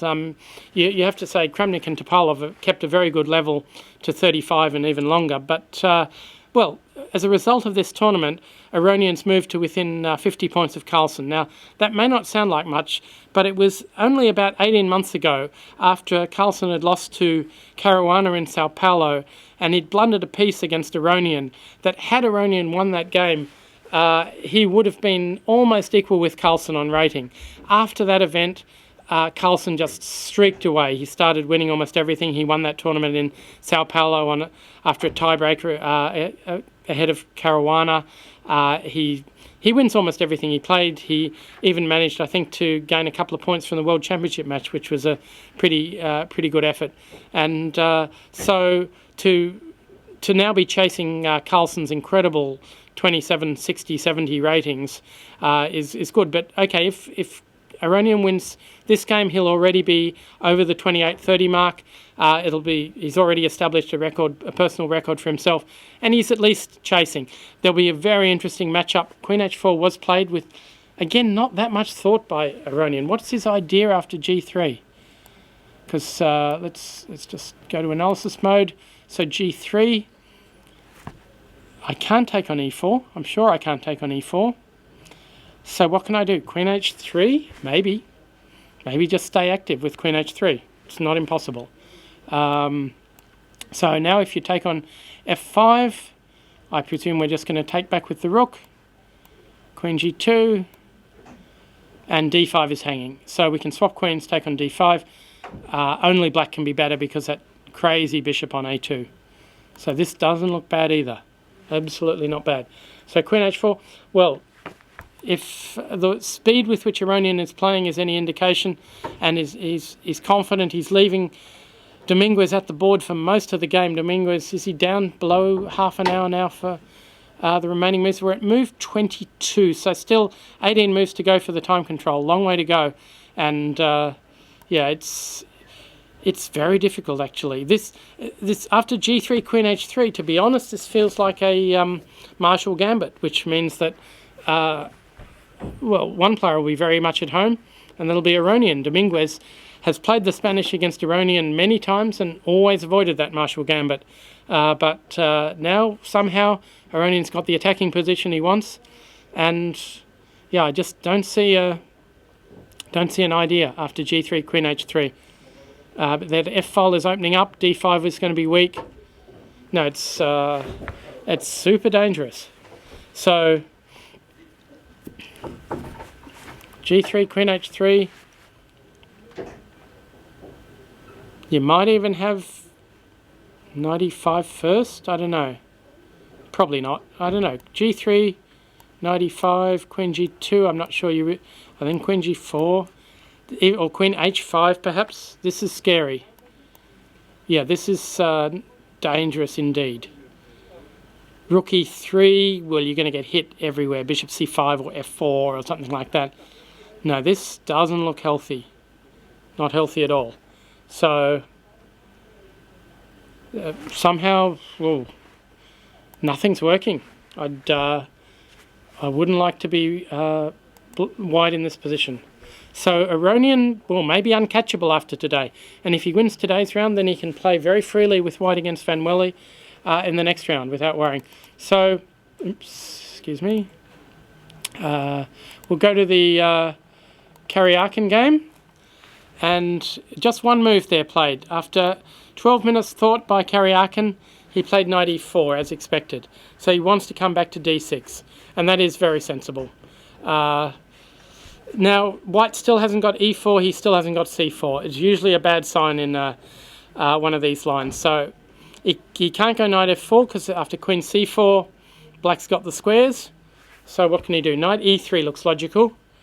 But then queen c6 and maybe c4 doesn't look trustworthy though.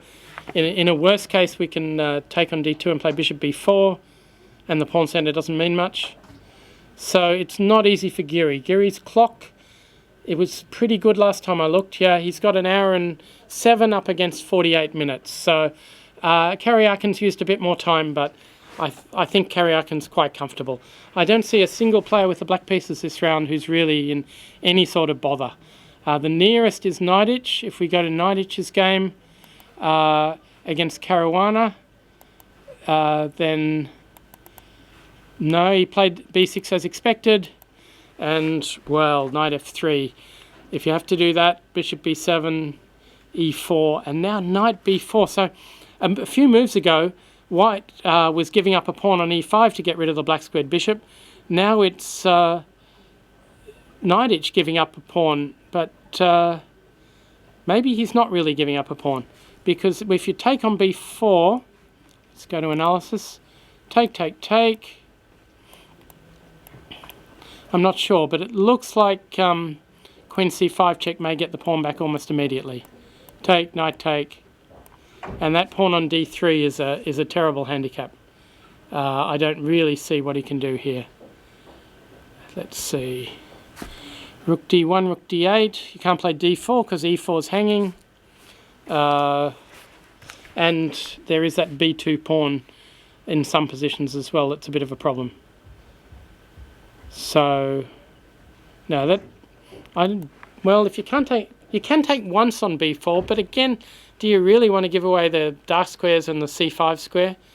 Doesn't look sensible. So, no, I can't say Caruana's that comfortable here. Oh, he has moved, actually. Bishop c3.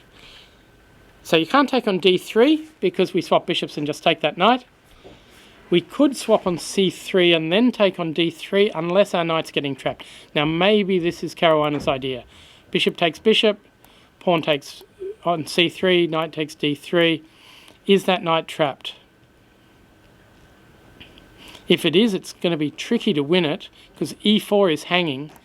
Maybe some knight d2 followed by rook f3. I don't really trust this. I mean, at any moment there might be a b5 move, or doesn't look that scary at all.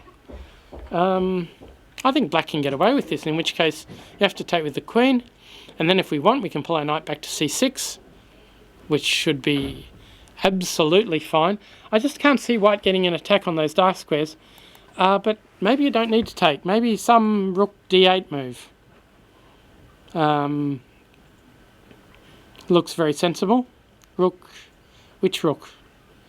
Since he's going to attack me on the king side, I think my rook a d8 is probably the go. So he'll take on g7, king g7, and now what? Hard to say, really. You don't really want to play a3 because knight c6 is where you want to go anyway. The only hassle for black is at knight on d7. It doesn't really have a great square. Okay, we are going to be breaking soon, or at least we're going to be greeting very soon Garry Kasparov. Yeah, I'll just see, has the Wesley So game finished yet? they are repeating moves. That one is going to be finished. I think the game we really want to see comments by Kasparov are the Dominguez game. This should be really, really interesting to see what the former world champion has to say about this. I think he will be a little bit, not impressed by the way White's played this, but we'll see. Anyway, I'll take a short break while a few other people move into the commentary booth, and I'll be rejoining you a little bit later. So we're leaving you with Levon Aronian looking good to win the tournament, but I'm sure you all want to hear Garry Kasparov, so he's coming soon.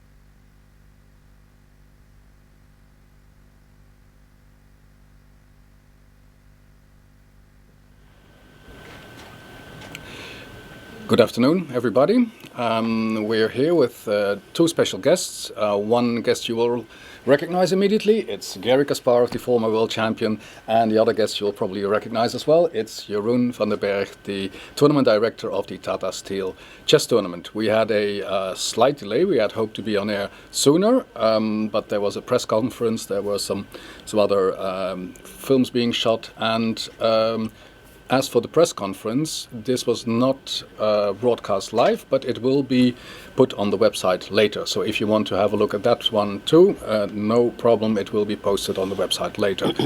Jeroen, Garry, it's nostalgia time, I have the feeling. You arrived yesterday, Garry, coming back to Wegensee after all these years where you had your three very significant wins in your career. How was it to be back? Right, as you said, it's nostalgia. Nostalgia. So, I was wondering. Now, no one who's playing today played then. That's the kind of thought you always surprise me with that. No, Gelfand could be, but he hasn't played there. So there's this. So otherwise, Van Velle actually. No, Luc Van Velle. No, he was playing. To be precise, in all three tournaments. So that's this, yes. And but still, there's a quite significant shift. So when you just look at the leading group and it's overall just the atmosphere on the stage is quite different. So that's why I was quite happy to bump into Jan Timman. So just before the beginning of the round. So and yes. I remember Luc being this brash young kid, and he was playing you, and then he said, "Well, I didn't really notice a difference. I mean, the opening was fine, and then 10 minutes later, I had to resign." So I think he should have noticed something different at that point.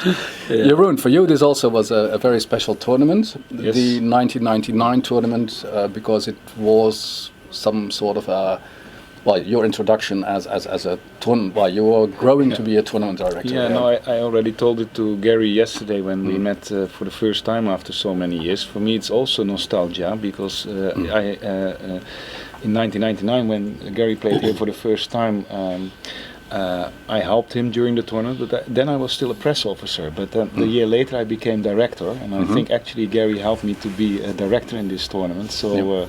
I'm also very happy to see him back, both personally and also as a special guest. But it's also for me very nostalgic. Yes, absolutely. And I want to add, by the way, that what Garry was saying about some players actually that he played in the A group are still in the challengers group. I think Reinerman. I think you also played against Reinerman. Yeah, Reinerman. Yes, 99 years. Yeah. Yes. So, now, if you count, all players from -- tournament, so you have. Jan Timman and Reinerman in Group B, and you have Van Velle. So that's three Dutch players. But the foreign contingents have changed completely. I remember you said nice things about Reinerman then, because in the game he was crushed, but then you said no, he's better than you think. Look, it was a tough game. So no, I mean, for me it was a difficult game because I played it next day after Topal's game. So that's I still leave leave with these emotions. So. Yeah. I was wondering, because we've been talking about this game so much the past day, and I don't know how many people at home actually know. Well, many people will know that game, but would it be fun to have a look at it a bit? Or look, guys, I would rather look at the games that played now. So that's what you like. A man of the present and the future. Yes, exactly. Yes. No, that's very good. So, Jeroen, is there anything you would like to add to the significance of Garry being here?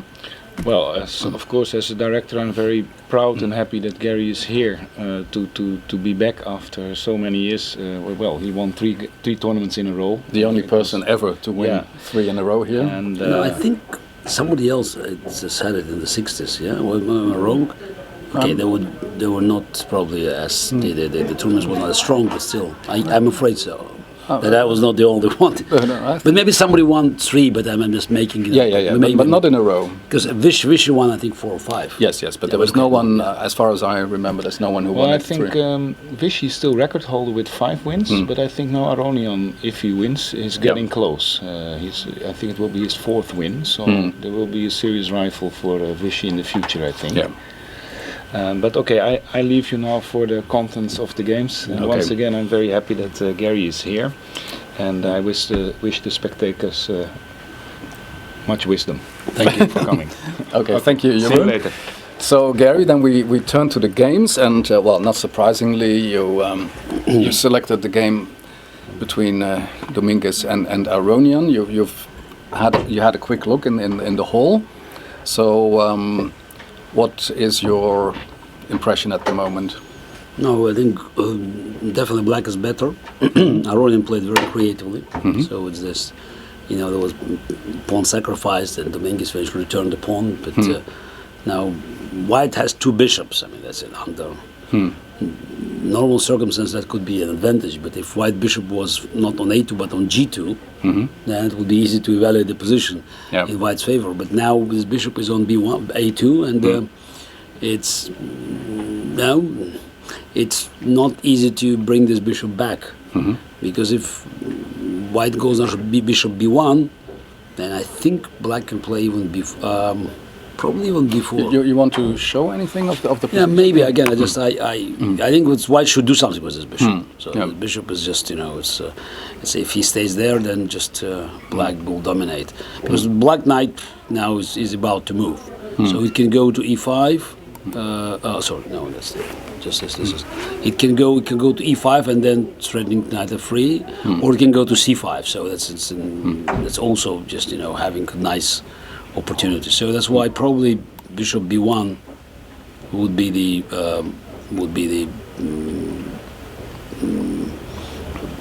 an opportunity for white to bring bishop back, but then maybe b4 is possible. So bishop f5, b takes c3, and bishop goes somewhere. I don't know, somewhere. But then black can probably start bringing the knight. Pawn is too strong. So, but I'm curious how Dominguez is going to solve the problem because he's also way behind in time. Yeah. So Aronian playing very very quickly, and so it's a good combination. He plays quickly and makes high quality moves.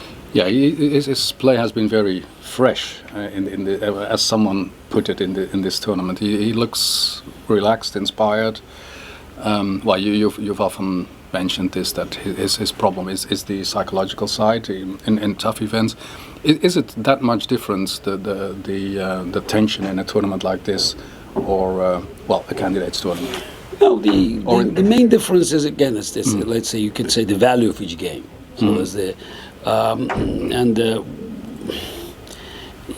it's almost impossible to play the same high quality chess when you are under pressure, and when you think that each mistake could actually deny you a chance to play the match of your life. So we saw Aronian collapsed in London in the second half of the tournament. Yeah, completely collapsed. I think that was purely psychological. Okay, there will be no Magnus Carlsen in Hunter Mansisk, but still, Aronian will have to make sure that he could play the same high quality chess, not thinking about the importance of each game. Yeah, and it may also be difficult to keep this form. I mean, if you're playing like this, then there's another event in Zurich.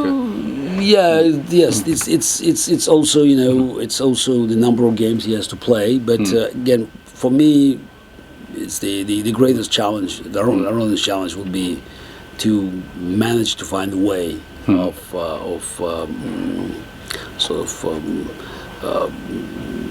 coping with this pressure. Yeah. Well, when I was talking to Aronian, I said, "Well, you're in good form here." And he said, I have no idea what that is, good form. I say, I know good positions, and once I have a good position, then I can play well. But I thought it was an intriguing remark. I mean, how is this? I mean, does good form exist? Of course it does. Yeah. Of course it does, and of course everyone knows about it. So okay, This is typical Levin. Okay, this is yes, absolutely. Let's say something creative. Yeah, this is how creative. Yes, but he knows about good form. Yeah. Is there another game you want to? Yeah, we can just go quickly over other games. So I think that's the game may end up in a Rodin's triumph again. Mm-hmm. You think he's going to win this? Or, No, I think it's looking at the timing and the position. So I think combining these two factors, I think he has a good chance of winning. It will be difficult for Dominguez. Yeah, Dominguez is definitely struggling. Yeah. So he's a very active player. Do you want me to change the games to again? No. So which game do you want to look at? Let's look again. Whatever this is the next game. Well, they are. I did. Okay, you just. What? Here we go. Hold on. We go there back. Yeah. And now we can. I should have closed it. Yeah. So Aguirre against Kayakin. Well, they are both in second place. This is a cautious game. It's a cautious game, but it seems to me that White is no longer dictating the terms. So after this exchange of the pawns, okay, Black has a passed pawn. Yeah. And White has no clear objects for the attack, so I mean, it's a draw, but I think that Giri should be very cautious. Mm-hmm. How do you feel that Kayakin is developing? I mean, in the past years after he moved to Russia. No, he's a very strong player, but again, I think he expected more. So it's this because when you talk about Karyakin, you know. A player like Karyakin. I mean, being just a strong player, you know, in top 10. This is not the goal. He's there already. So the question is whether he can go further, whether he can grow, and it seems questionable now because it's not. I think the word stumbling maybe is not correct because he's doing well, but. He's no danger of Magnus Carlsen, so that's I'm sure that's his Karyakin's goal. So that's why if we measure his performance as a potential challenger, he's stumbling. If we look at at him as the strong top 10 player, he's okay. Yeah, and you think that the defeat that he suffered against Aronian here must have been painful.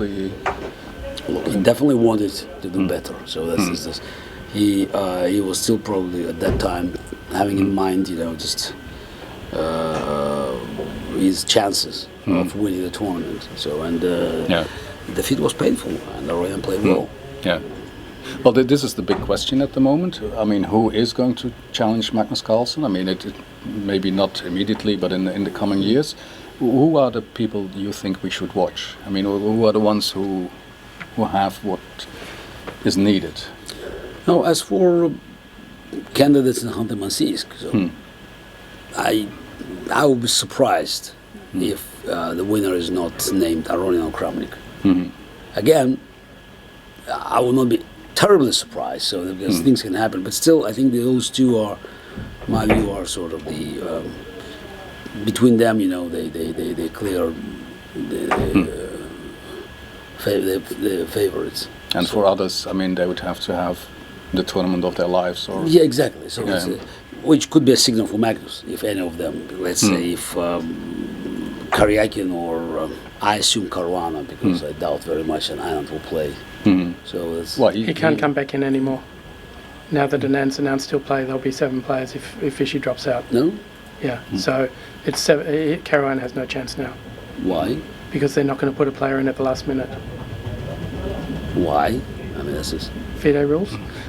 No, but it's for rules. I mean, it's amazing. I'm learning more about FIDE rules now, which is just it's quite ridiculous. They always had a reserve player. But with the World Cup, they've always had you had a certain date, and if you confirmed after that date and then pulled out, they never replaced you.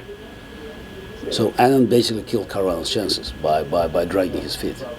Well, no, I think he intends to play. He intends to play. I think so, yeah. Ah, okay. Okay, but then it's, Well, that's I don't see him winning. So I could imagine in my dreams that Caruana could have a chance. Still a small one. But no, I think he confirmed his participation. I mean, Anand will play. yeah, and there was a deadline at January 20th, and so. Okay, fine. So that's. Okay, so in this game you. No, I think Black is doing fine. Black is doing absolutely fine, and look, Karakin will end up with the pass pawn on a file. So it's a pass pawn. So it's a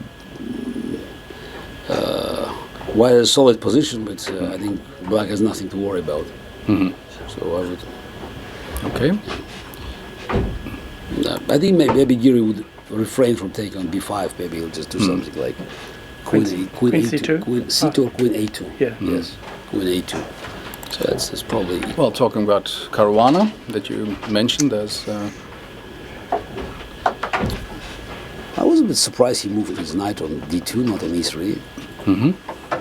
Just a couple of moves ago. I thought knight on e3 was more natural, but again, I don't know. Just maybe it doesn't change very much. But this is the game that he very much hopes to win. Knight is not the person in form, and Caruana is the stronger player. Even in form, if Knight is in form, Caruana still, I'm sure, believes he should win against him. Okay, I'm curious. So that's the. Yeah. But we're playing knight b3 now, probably. Attacking c5 pawn. That's most logical. It's not looking at e5 and knight to e4 and all this? Knight e5. We can just sacrifice immediately now. Yeah. You want to look at this? e5. Take and then knight e4, yeah. Yeah, that's looks much better, yes. I have to confess that. Okay, queen e7 and we take on e5. So maybe c7 and some tricks on the c line or something. Queen c7. Oh no, but no, knight c5 threatens e6, so there's no tricks. No, there are no tricks. No tricks. No, okay, but this is taken f4 Knight and then knight g5, g5. yeah. Yuck. That sounds very highly unpleasant. Yeah, this is the But I think that what's happened is it's the he played queen d6 and a3, and now taking on d3 probably is prohibited because of e5. Yeah, so that's what knight is missed. Yeah, and then Caruana will. Yes, then e5, knight e4 will. Are you impressed by Caruana, the way he developed in the past 2 years? Yeah, he definitely made quite a progress. Yeah. So there's no doubt about it. Still, What do you impressive. see as his strength? What is his typical? What is? It's actually hard to say. So this is Caruana is the. Well, he's just getting a more complete player all the time. Exactly. Yeah. So just his.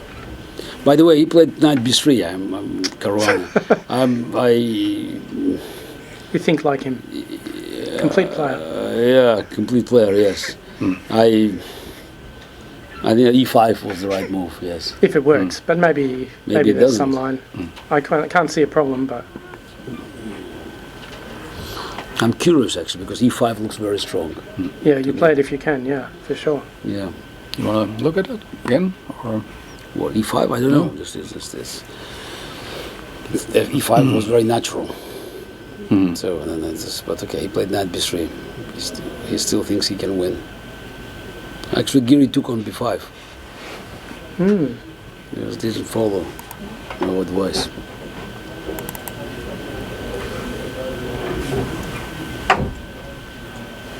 Now, what's the timing there, Giri?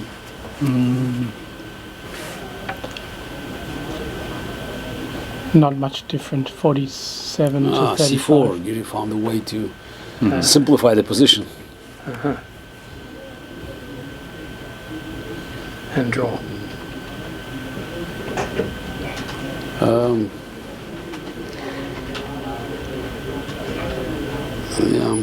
It's an undraw.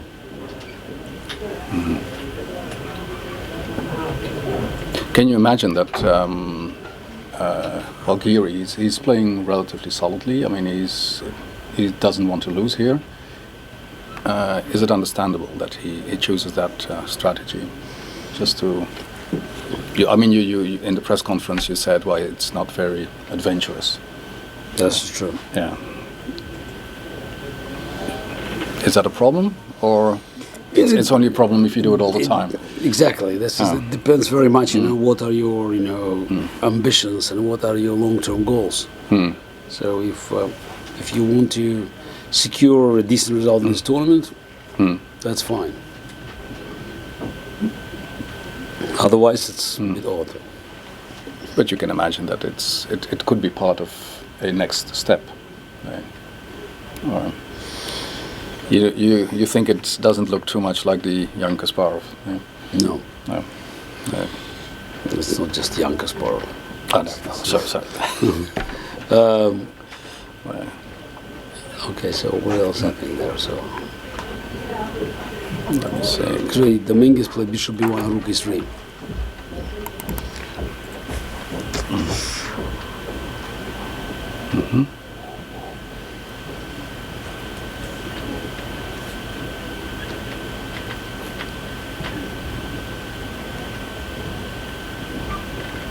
Knight C5 now.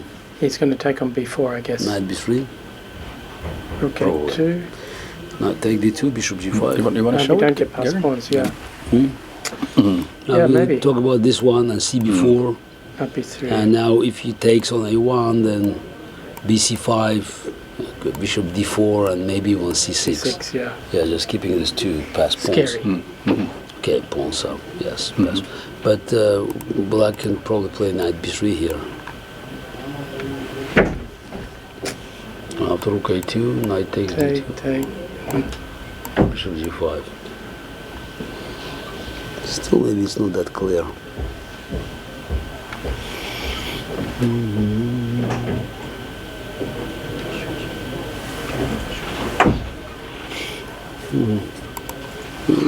Curious what will be Ronnie's response. Well, there Rook it is. a8. Wow. Rook A8. Keeping everything. Yeah, you keep all the options. Yeah, actually threatening Knight B6 and just take pawn on D5. And it's an unpleasant move because Dominguez is in time trouble and okay. Yeah, it's getting serious, actually. I think it's 10 minutes now, isn't it? For Dominguez? Yeah, but it's often 10 his minutes, problem. yeah. So,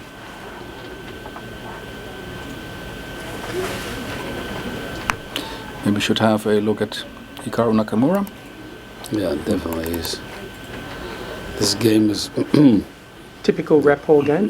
report Nakamura game. Yeah. Yeah, it was a very funny game. So let's have an E3, E5, Bishop B5. Wow. And then Bishop f1. It was great. Bishop already moved. Yeah. So, what is your idea about that, Gary? That rapport? I mean, he wasn't always this revolutionary, but suddenly he's playing all these risky or offbeat openings.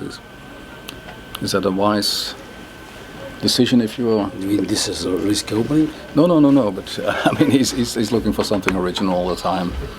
Okay, that's good. So I think it's good for the tournament. Because definitely his games are just They're always entertaining. yes. Yeah. Even not of this highest quality. So I wonder what will happen now. Will he play F3 or not? Yeah. Will he play f3, you I have don't Queen e7 if you want. Maybe that gives white some bishops, but maybe you don't have to take back on e4.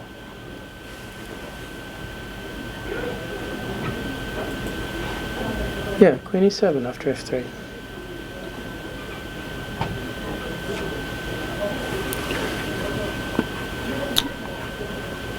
You want to look at this or?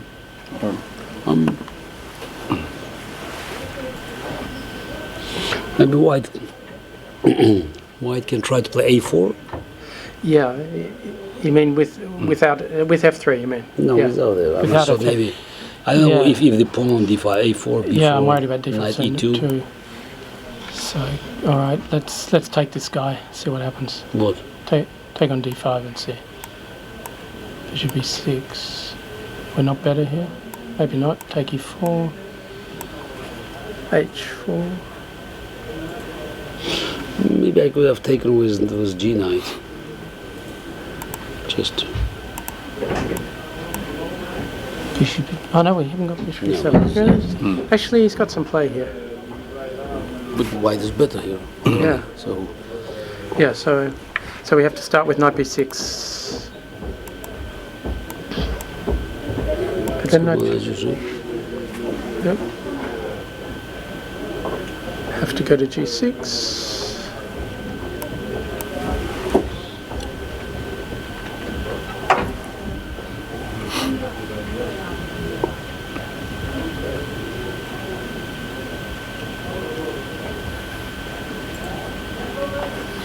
So should we take on f6? I don't know. Maybe wait for h4 before you do it. If you can find some useful move, wait for black to play h4 and then take f6. But I can't find a useful move. Can you play a5? On the take on e4? Yeah. But you have e3. No, maybe not. I don't trust this stuff by white. Feels like he's so far behind in development that something's going to hurt when he finally wins e4. So, well, Still curious. So this is, and the timing report is way ahead, yeah? the report was way ahead. 20 plays 40. Yep, still significant. The report's been thinking nearly 10 minutes on this one, actually. Well, we briefly talked about the, let's say, the poor results of Nakamura. I mean, it's something that we really didn't see coming. Or is it... No, it's, for me it was surprising. So Yeah. definitely he could do much better. It's quite amazing to see him being so so low in the tournament. Yeah, how can these things happen? I don't know. You don't know? I don't know. Well, he changed his team. He's working much more on his own now. Is that something that might take time, or he... No, but there are definitely certain problems that he's facing. That's, because it's, many of the problems are psychological. It's otherwise hard to explain. Yeah.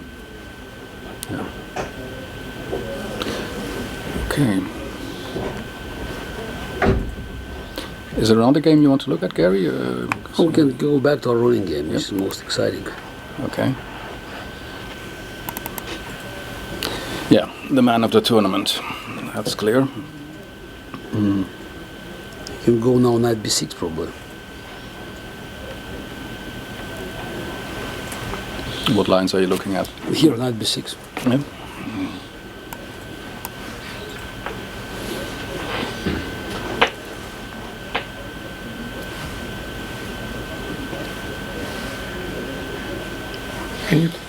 Don't see what white can do.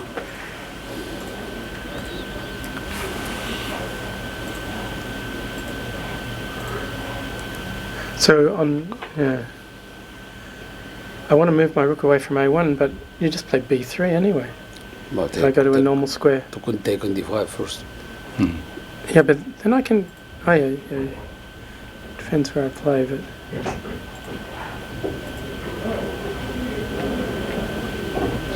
I don't know, just It's, rook d1 now, then knight d5. rook. yeah, I wonder what are the options. maybe it's lost. He played knight b6, yeah? No. Not yet. He's got lots of time, an hour and 10 minutes against 7. So it might be not impressive victory. Yep. Yeah, well, 8 out of 10. That's... That's significant. Again, it's not just result, it's quality. Yeah. But that's what he said a couple of days ago, because we're talking about, okay, are you looking at winning the tournament? He says, no, I just want to score some more points. So he was very confident. Yeah. He's definitely scoring some more points. Yeah. And he has Van Welly tomorrow with white. Oh, well, he One Valley. Yeah, with white, no. so chances. so he might go after some of your records. No, +7 is safe. Well, you can equalise it. But Yeah, that's good. Okay, so that's we definitely looked at. Yeah. Well, we also have to look at the schedule, because you still have some signing Yeah, to do. sure, We're behind. Yeah, well, yes. Yeah. Before we go there, I still wanted to give you a small present, which I have here.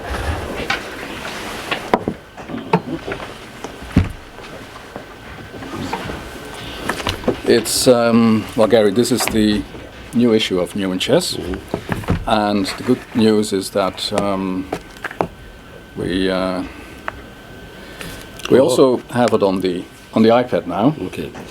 So, as I think you should read both this one and This this one. one, I'm going to give you an iPad with the magazine on it, and I hope you continue to read both. Yes, and, I will both. So, But I'm afraid my daughter will confiscate from me. oh yeah, yeah. Come back home. Well, that will give us an extra subscriber then. Yeah. But it's very practical. I mean, you can play through the games. There's a game viewer in it, so yeah, you can go there. Okay. So you go to the page where you want to be, and then you tap on it, and then you can play through the game. So that's.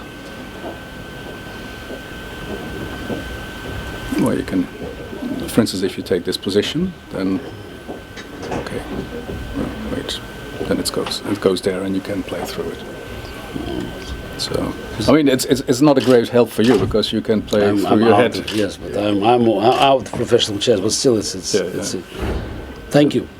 My pleasure. Thank you. Okay, so that was it for the moment. Why are you with, still with thinking? Gary, You know?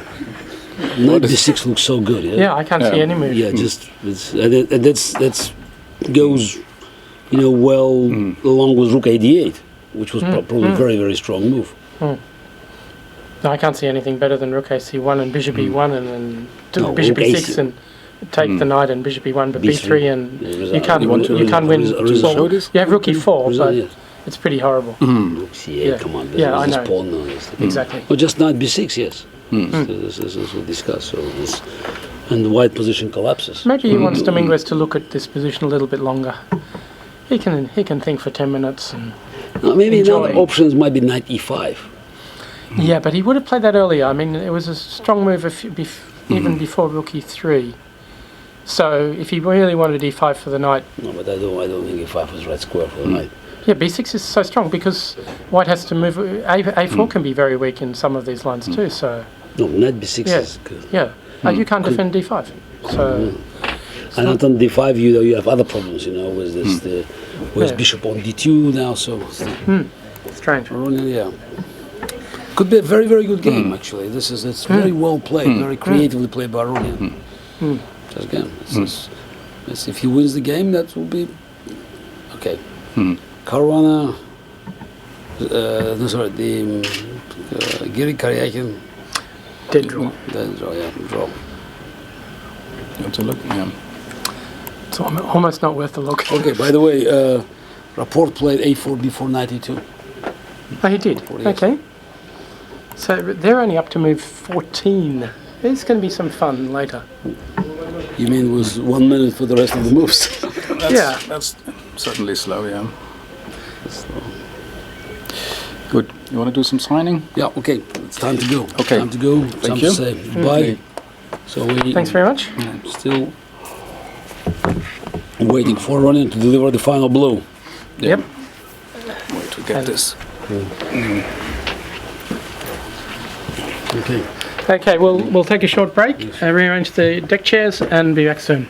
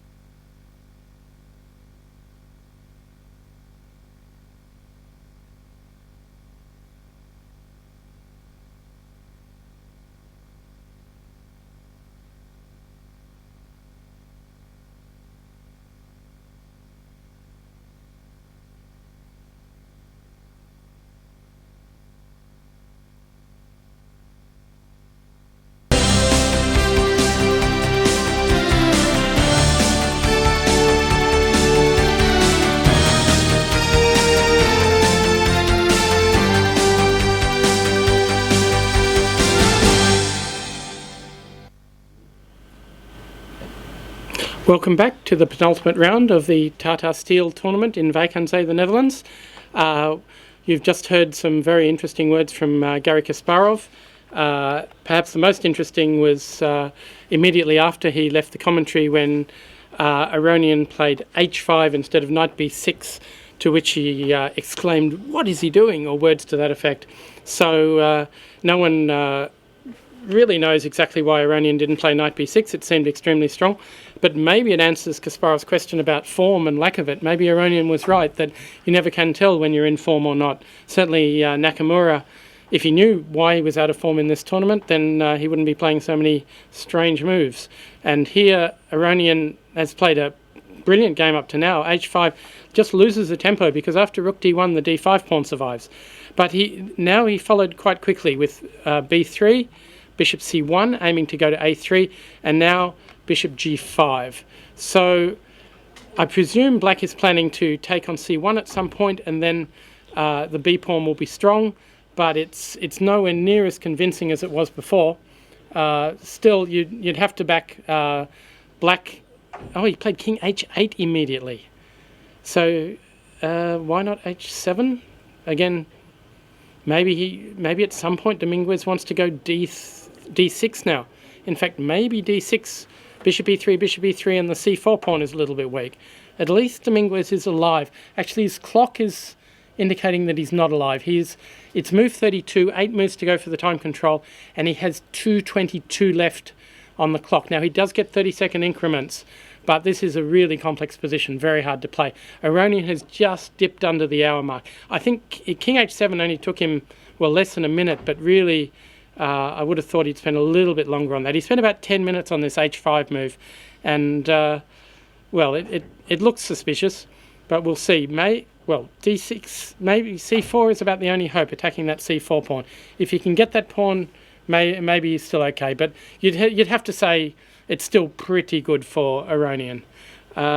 Anyway, with me at the moment, I have the famous Spanish journalist Leoncio Garcia, and he is also a tournament organizer, amongst other things, and one of the tournaments he's been involved with since the start is the Masters final in Bilbao, and he has an announcement to make about that tournament now.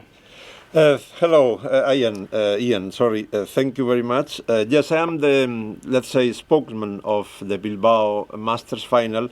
And, my advice, if you are thinking about visiting the Bilbao Masters Final one of these years, then this one is the year, because we are going to host at the same time, not only the 7th edition of the Masters Final, but also the 30th again, as we did in the past with Shanghai and Sao Paulo.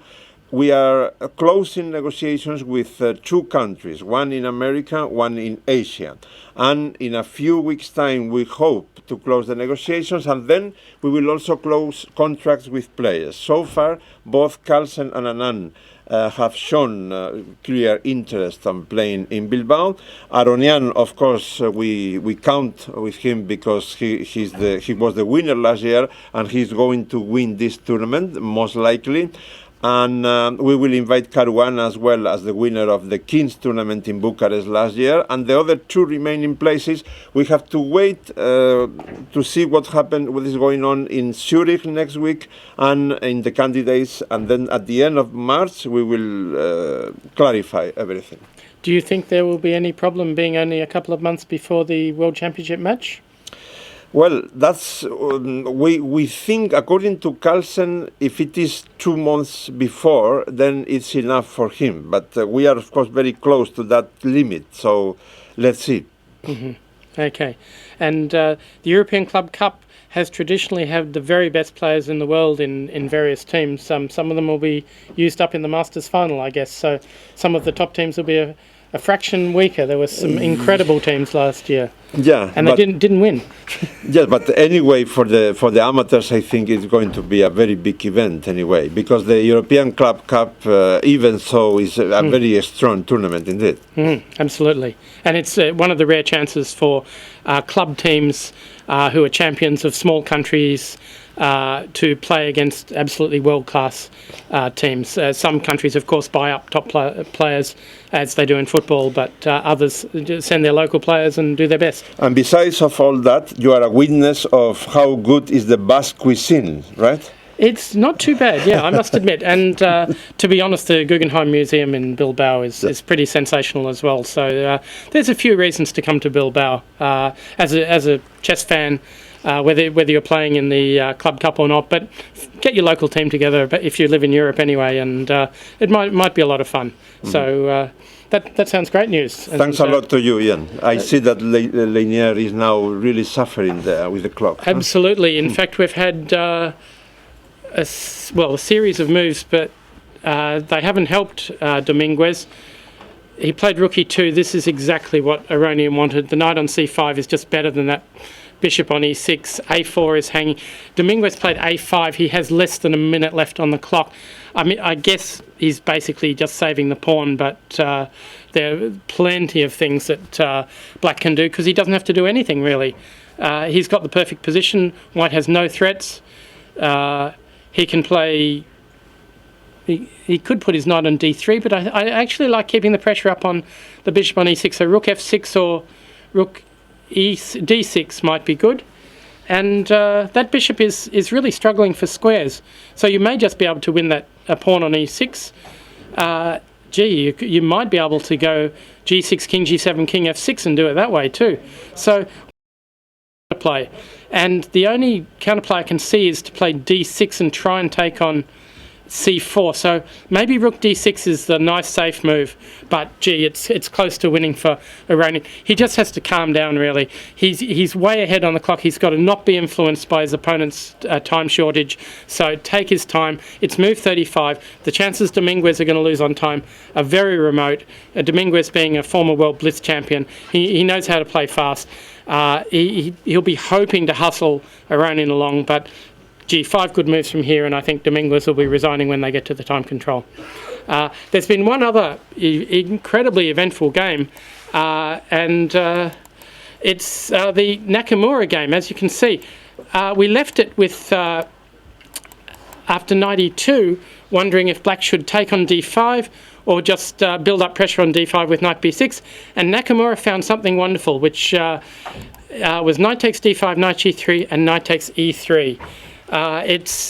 It's a terrific idea. He didn't even spend that long. Thank you very much, Leoncho, for Thank you. I look forward to seeing you in Bilbao in September. Thank you. So, knight takes e3. The whole idea is if he takes on e3, you've got a queen c6 check, but that doesn't help much. So, no, the pressure after queen h4 is just pretty unbearable. You can try it. I mean, okay, you could sort of tangle yourself up in knots. Bishop d6, knight f1, but this has got to be losing. Surely, well, actually, we have to waste one tempo because d5's hanging. But even if Black plays something very quiet like knight e7, this is more or less a perfect position. You can't take on g7 because of rook g8. Maybe you could take on h5, but doesn't look relevant at all. No, Black can slowly build up here. So it's hard to know what you should do with when you're rapport.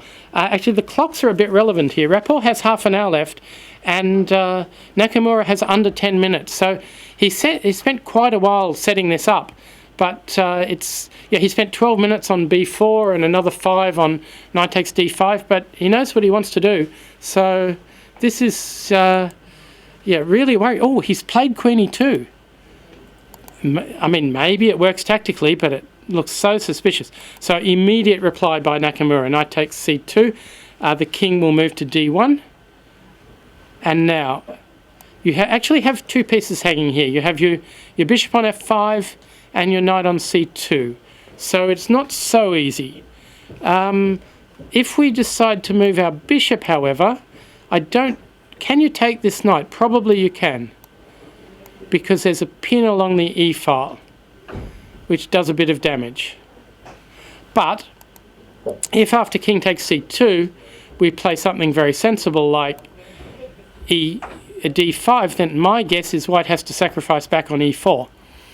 because anything else and you're getting steamrolled by those pawns. And white just hasn't developed. So maybe some tricky rook d1 here, but I just don't believe it. So has he played king d1? He has. So now it's up to Nakamura. Well, I think bishop g6 is forced. He's just played bishop g6. So king d1 has been played. I don't know why it's not showing up. And bishop g6. Wow. Let's have a look at the players.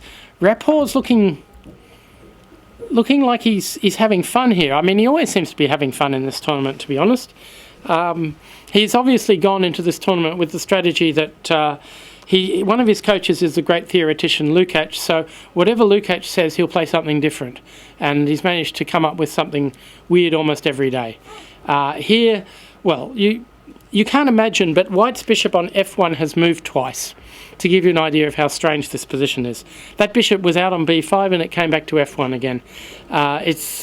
Well, Rapport is going to be a piece up for a while anyway, but it really isn't very convincing. So I would expect Nakamura to be able to convert from here. And although at the moment Rapport has the time advantage, I would also expect that this position would be much more difficult to play with white than with black. He's going to have to take that knight on c2, and black will play d5 and game will continue, but it doesn't look inspiring for white. So okay, let's just cover something we haven't mentioned before, and that is Giri and Karyakin. It did just liquidate to a draw. We left it with Kasparov after c4, and Karyakin fought for quite a while but could find nothing better than queen c4, rook a5, and all the pawns come off, and no back rank mates, and the players agree to draw in this position. Nominally the knight's fractionally better than the bishop, but once black plays g6 there's nothing happening here, and there's no way for white to create anything. So a very safe draw by Giri. He did realise the danger around here, that things could get a bit ugly after b5, and he found a forcing sequence that leads just to a draw, and well, he got the draw. That means that Aronian is in very good shape, because these were two of the players who were only a point and a half behind him. Yeah, it was interesting to hear Kasparov's words about Karyakin too, because it was only 2 years ago that Karyakin was going tournament for tournament with Carlsen. I think during 2012, I think it was, both of them won 3 major events. Admittedly, most of Karyakin's wins were ties for first, but they were big tournaments, and it looked as if he was going to be the man. But as Kasparov has said, he sort of lost a little bit of momentum.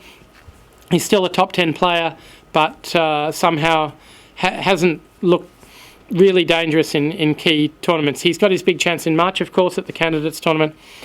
We've had more fun from Rapport. He never does what you expect, does he? So, we're right down here. It still isn't updating for some reason. Very strange. Hope it's connected. So, king d1, bishop g6, and now instead of taking on c2, he decided to take on e4, knight d e4. So the big threat is knight f6, double check and mate. Oops, I didn't mean that. So he has to do something about that. So yeah, it's so bishop takes e4 will not be played. You need that bishop. The question is, what will black do? He can block the e file successfully. He can't play knight d4 because then that would allow knight f6 mate. So that is very efficient. So what can he do? He could play knight e7, queen e7. Queen e7 is much more natural. He played queen e7 in fact. And now if you play king takes c2 or even queen takes c2, we have d5 and we can win the piece back.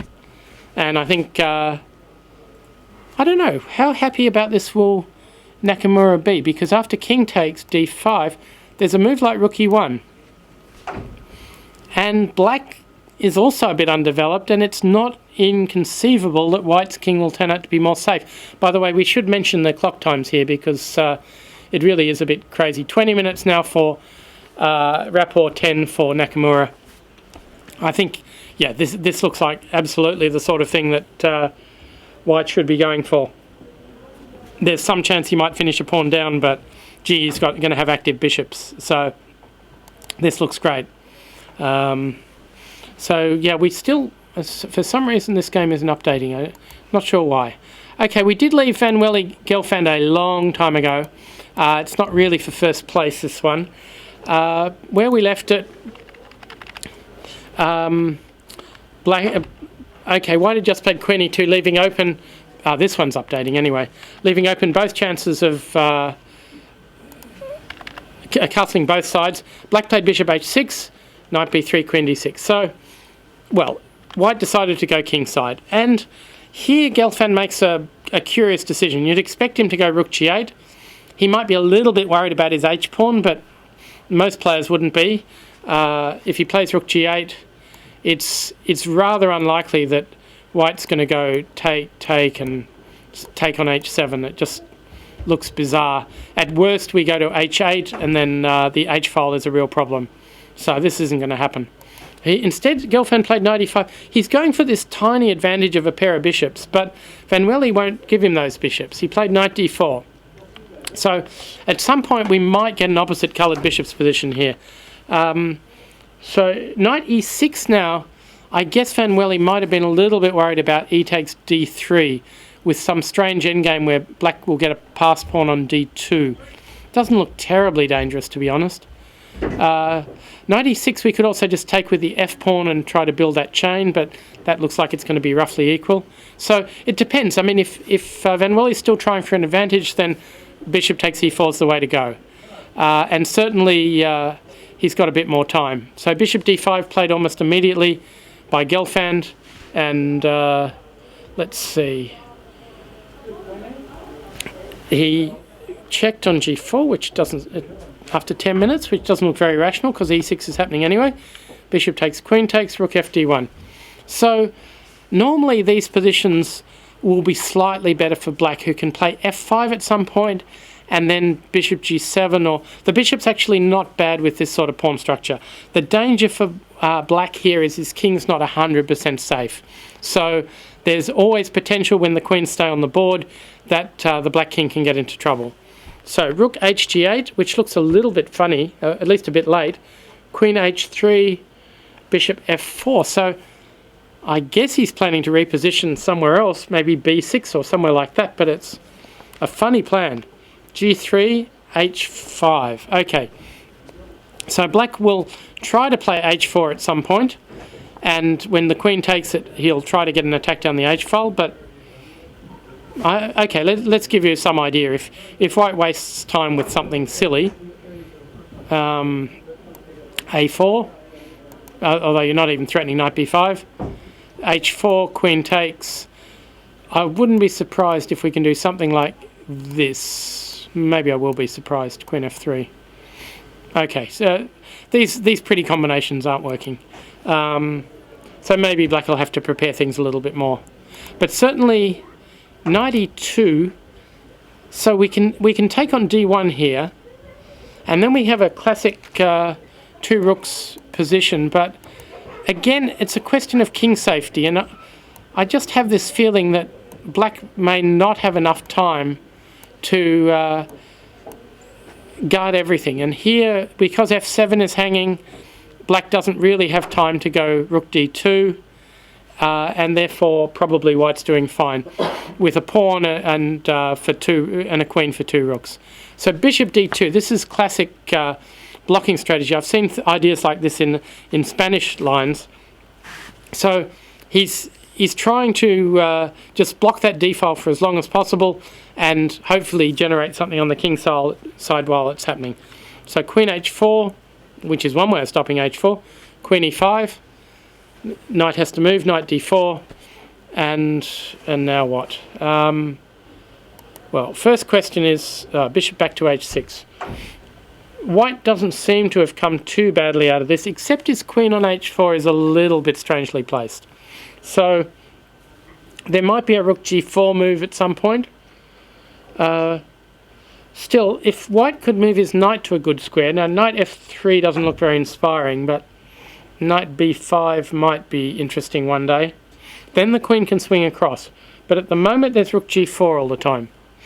So if you go something like knight b3, there's rook g4. If you go knight f3, I presume the black queen will invade on e2. So not so simple. Yeah, these sort of positions, the messy positions, are usually decided by the person who's got less time on the clock. But in this one, they're almost equal. 15 minutes for Van Welly, 17 for Gelfand. Only move 23. You just get the feeling that at some point this game's going to go a bit illogically. Black would like to build up with rook g4, but I don't really see a good way of stopping it, actually. So probably black is slightly better here. Okay, let's go back to Rapport and Nakamura, because that we still... Have we had an update or not? Oh, no, it has updated, and still no move from Rapport, but he is rapidly catching up to Nakamura on the clock. He has now got less than 15 minutes to 10:20 by Nakamura. So, okay, we probably should go back to the top game. It's all over. It'd be nice if we could get Aronian in here actually sometime. He will come apparently. So we left it after knight c5. It looked pretty strong. Rook e8. Yeah, well, the e6 bishop is the problem. All these rook endings are going to be losing if black has a pawn on b3, but he doesn't really need to take the bishop for ages. King f1, g6. Yeah, I wondered about that plan. So can we, if bishop f7, we'll just swap some rooks and play king g7. He doubles, king g7. There's nothing to do here, absolutely nothing to do. And at some moment, black could go knight a4 as well. So d6, well, this is asking for a rook ending.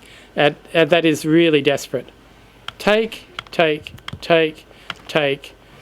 Rook d7, that stops rook e7 check. Next move is king f7.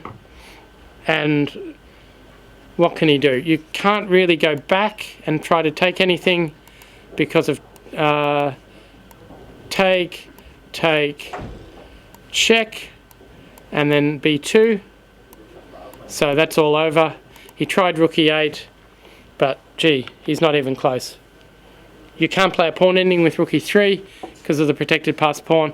That was very smooth at the end. So although h5 looked a bit funny, well, I must admit, Aronian has a habit of doing things like this against opponents in time trouble. He goes for the baffling move rather than the one they'll have expected and gets them to use a bit more time. Here, when he played h5, he spent 10 minutes on it, and his opponent was down under 10. Domingos spent 3 minutes on his reply, 3 minutes on the next move, and by the time it came to work out whether he was surviving or not, it was just too late. He was too short of time. A really impressive performance, as by Aronian, as Kasparov said. And I still think Aronian's right on this form thing, because if you knew when you were in form or not, you'd be able to control it in some sense. But players just seem to play well, as he says, when they get good positions, and when they don't, they play badly. I think maybe Nakamura's pulling out of his funk today, but it's still a wide open position, and things can go wrong when you're not calculating so well. Anyway, it's a win for Aronian. He goes to 8 out of 10, a phenomenal score. If he wins his final game, he will equal the biggest plus score by a winner in Vacancy. That score was equalled by Carlsen last year. It was established by Kasparov in 1999. That was a phenomenal tournament, 1999. It's not surprising that Kasparov gets nostalgic about it, because he not only started brilliantly with a series of wins, but he was chased right to the finish by Anand. And Anand finished with a plus score that would have won the tournament in almost any other year. But he still finished behind Kasparov. And yeah, it was two magicians going at it, and the rest of the field didn't have a hope. Now here Aronian, if he wins, he will have had 7 wins and 4 draws. That is probably even more impressive than the 7 wins, 6 draws scored by Carlsen and Kasparov. Actually, Kasparov won 8 games and he lost 1 to Ivan Sokolov. So he managed to do it despite losing a game. But it'll still be very, very impressive. And of course, Aronian doesn't really close in on Carlsen, but he moves his rating over 28.30, record for himself, and quite impressive. So we hope we'll have Levon Aronian in here quite soon. In the meantime, Caruana Naiditsch, we left it when it was messy. It's got more messy. We left it when White had just decided not to play e5 and attack, and just to hit that pawn on c5. So knight b3, rook c8, rook c1. So finally black has to do something about it, and his problem is his knight on c6 doesn't have a good square. It went to e7 and now he gets hit by e5. So if he takes, oops, I better go back.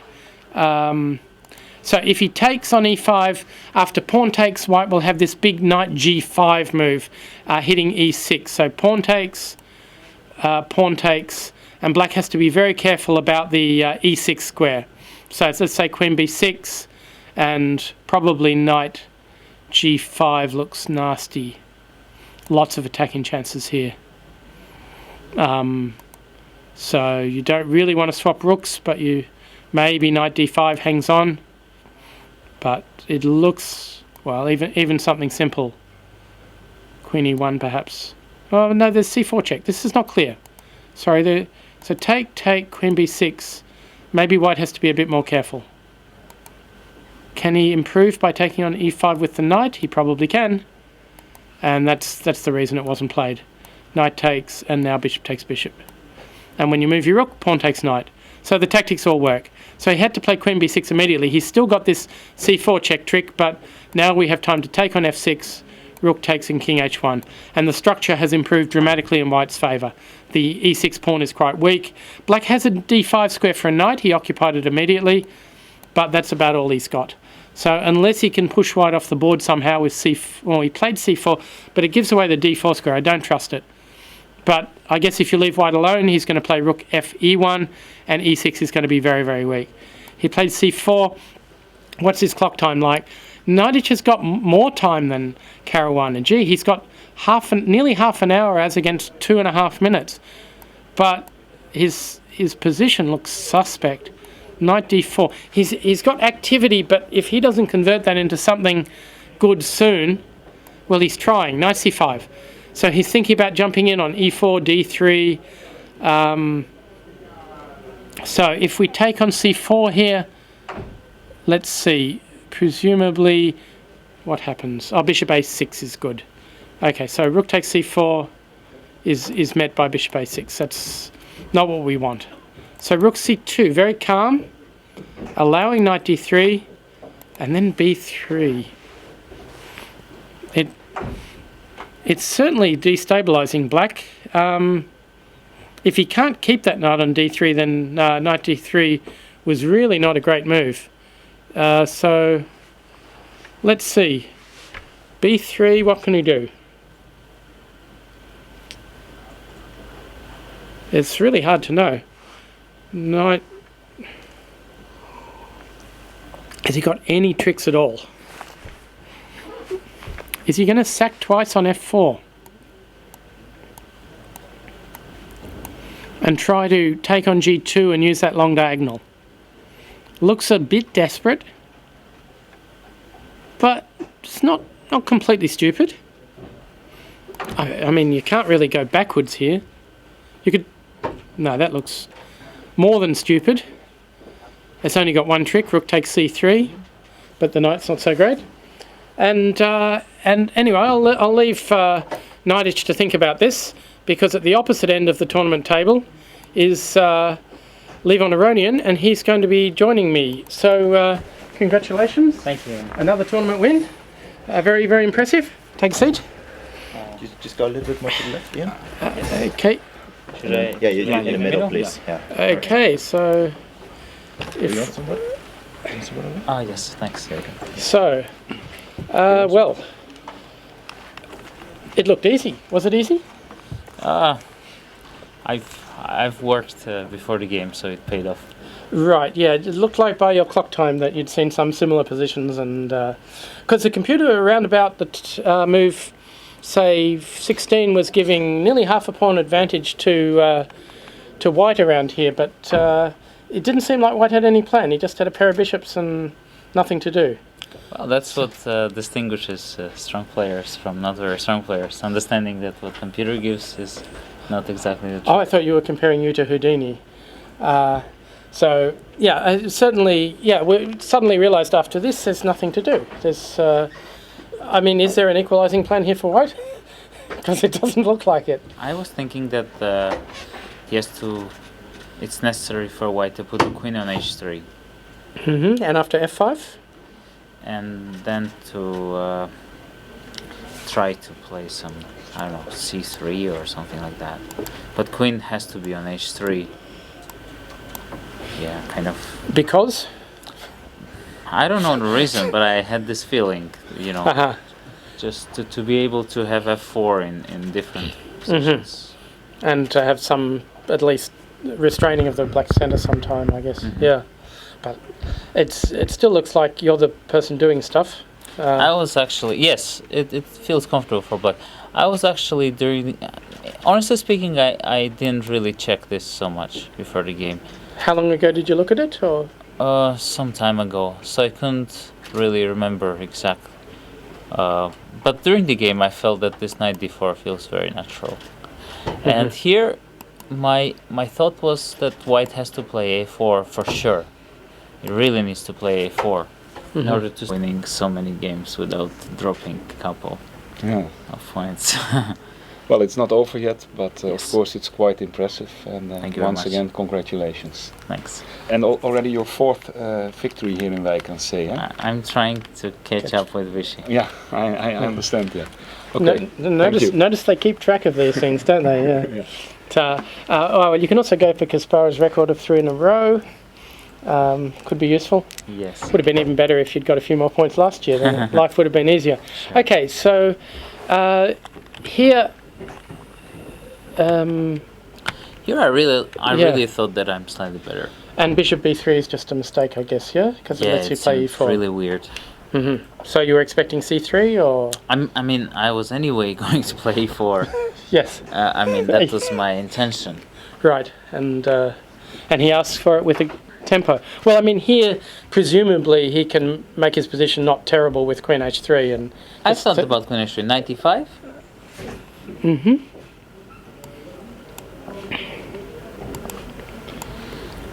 Okay. I couldn't understand why is it not terrible. Because you don't have a good move? Let's try one. Bishop c3, knight g4, Yeah, it's a problem. c4. It's You don't really I'm want to scared. tempt Yeah, me. I'm scared. Yeah, okay. Yeah, wow, at 95 is that strong, eh? No, I was Yeah. thinking AB is forced. So you exchange everything, and then I thought you have to play bishop f4. But the fact is, White doesn't really want to Take on e5. do anything. Yeah. Yes. So I was thinking perhaps even knight f7 is interesting, because queen f5 is met by knight d8. Tricky stuff. Okay, yep. Yeah. So No check on e6. And yeah, if the bishops go off, you're at least somewhat better. But let's see. yeah, I thought this shouldn't. Because we be good can't for take White. on. Can we take on? No, we can't take on e4. Yeah, then I'll I guess. plant the knight on e4. And knight on e4 is a good horsey. It is. Yeah, I was just wondering if you wanted to try to win a piece, but I guess you'll do that later. And c4 looks horrible. Yeah. Okay. So it's just. Yeah, this is horrible.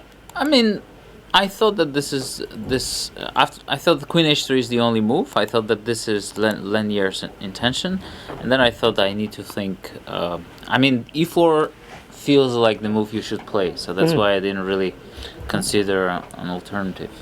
Well, I mean, even if you just take on d3, you're at least slightly better and queen f6 and just play. So, but yeah, this is trying for a big advantage. So, see, this. Yeah, I've calculated that queen h4 is a good move. E5 is I thought it's desperate the only move, e5. because after G3, G3 95 95 comes. is super strong. Yeah, Queen E2. And Oh no, you can take E4. Queen take E4. Four I and can do, it's all yeah. falling apart. Yeah. Sorry, I'll just show this. G3 95. I was thinking that he will. I was actually only calculating Queen F5 as a serious move. Only Queen F5. Yeah. Now you can't take on E4 because there's a knight fork, and if you go King G2. Bishop C5. Yeah, you're. Or do you Too want to many start with knight F3? I mean, too many good options. Anything. I don't know. Take You don't knight need- G4, or I mean, I can play knight G4, of course. Yeah. Okay. It's anyway. This should be very good for black. Yeah. So I was considering G3 95, Queen F5, Right. Queen E7, Queen E6, Different endgame, but takes, right.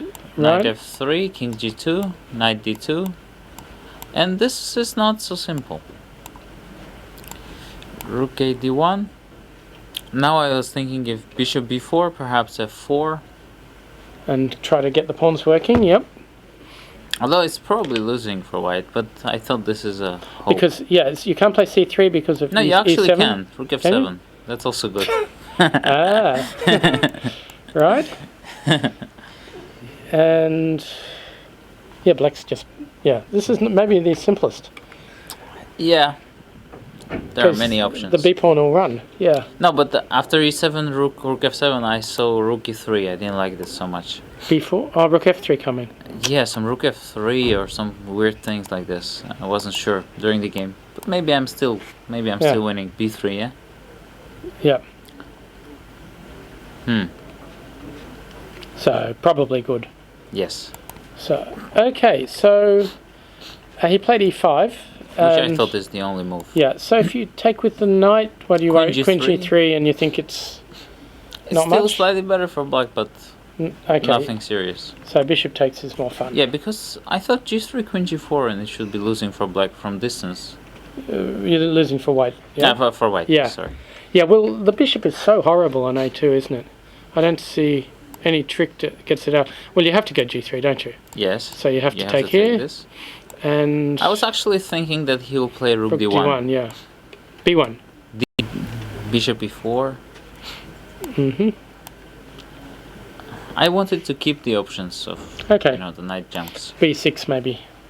Yeah, B4 looks super strong anyway. Mhm. And Rook E3. I guess he's hoping for knight C5 or something. And Okay, maybe Some here I expensive. wasn't really playing my best, but I don't know. I find well, your Rook A8 got a double I double find- exclaim from Kasparov, so yeah, can't be that bad. I find moves like Rook D8 and H5 to be sort of beautiful. Yeah, they Yes. reminded me of your E5 against Ivanchuk in the candidates tournament, where he had about 7 moves to make in 3 seconds, and you just wanted to find something that would make him lose on time. And I thought H5, yeah, he's going to spend a couple of minutes wondering why on earth is he playing H5, because Knight B6 looks super strong, doesn't it? This is for Yes, but I like playing like very solid moves from time to time. But isn't this what 0-1? Not really. Bishop No? G4, Bishop G4, and you want to play an ending? Rook E2. Oh, and you got a Bishop E6 sometime. Yeah, because he gets the activity. H5 is in fact a very strong move, I think. Uh-huh. I saw it when I played Rook D8 actually. I Mhm. thought I'll just stabilize and put the pawn on B3. Mm-hmm. I mean, why Yeah. do I need to calculate lines when I'm positionally Winning. winning? Anyway, yeah. Yeah. True. And and the rest is a bit sad, really, isn't it? Mm. So you're winning every endgame Yeah, you can imagine. I calculated that Bishop G4 takes knight E4 comes. So Mm-hmm.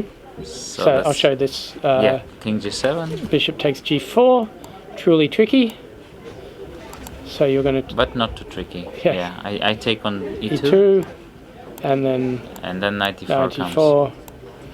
And if bishop takes here, you have knight D2 check. Mm-hmm. And if you decide to guard this pawn, then B2 might be a little bit strong. So And winning. King G2, knight D2. If he after knight d4 he plays king g2, just knight d2. You really want to just queen the pawn. You're not worried about c3 here. Yeah. So yeah, so very, very impressive game. Was this your best game of the tournament, do you think, or? I don't know, but I enjoyed playing it. Yeah, and back in Vacanze after. You always seem to win on the road, but you can win at home as well. So quite good. So, also, what are your plans from here? You go from here to Zurich, I guess? I'll go back to Berlin. Uh-huh. Just spend 2 days. Mm-hmm. And Then go to Zurich. right, and well, you must be feeling pretty good here. Although, according to Kasparov, you said there was no such thing as form. That Yeah, I don't think there is a thing like form. because I was thinking if there is form, you could control it, but somehow you don't seem to be able to. But okay, you must feel pretty confident now. You're closing in on Carlsen's rating for a start, which I'm enjoying what I'm doing, so as long as it happens, I'm very happy. yeah, well, you've certainly made the spectators pretty happy. You've had lots of interesting games, not as many as Rapport, but some pretty good games. Yeah. Anyway, congratulations again, Thank and I've been great watching you. Oops, Rook E1. The idea is at any moment he can play Knight G4, and then suddenly that E6 pawn will be super weak.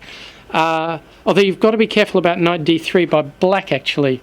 But what is wow here after Rook E1? So what can Black do? He took on F4. Wow, that looks interesting actually. Because D4 is hanging. Maybe Rook E1 wasn't so clever after all. Yeah, he's... So, I don't know what he would do though. But after Rook E1, this combination starts becoming possible. Knight F4. More moves. Pawn takes. Rook takes D4. And F4 is very weak. Rook C3. Doesn't that allow Knight D1?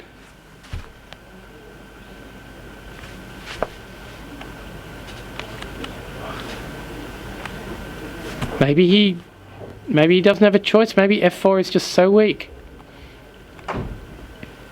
Rook check. At least this is all over. It looks like this is going to be Knight's first win of the tournament. You couldn't take that rook because of Queen D4, but now where does the queen go? G1 maybe? I guess Queen G1 looks almost forced. And now it does look completely winning. It's just a matter of how. How about we just take a pawn? Probably this way. And if Rook D1... Oh no, Rook D1 we just swap on D1 and take on C7. Oh no, B7 is hanging, sorry. We have to take on G2 check. So, at the moment, Bishop takes G2. Queen takes... Oh, Queen takes C7 and you resign. So, you can't play Queen G1. You can't play Rook takes B7 because Knight takes Queen is check. So you don't have a move. I mean, is Caruana going to resign? He has got 24 seconds left. And you can see, well, he looks calm enough. But, oh, no, he didn't look calm enough there. His queen skidded across to C2. Don't know, it hasn't updated here, but Queen C2. So, just one or two accurate moves here look like it'll be all over. Bishop takes G2, doesn't look bad.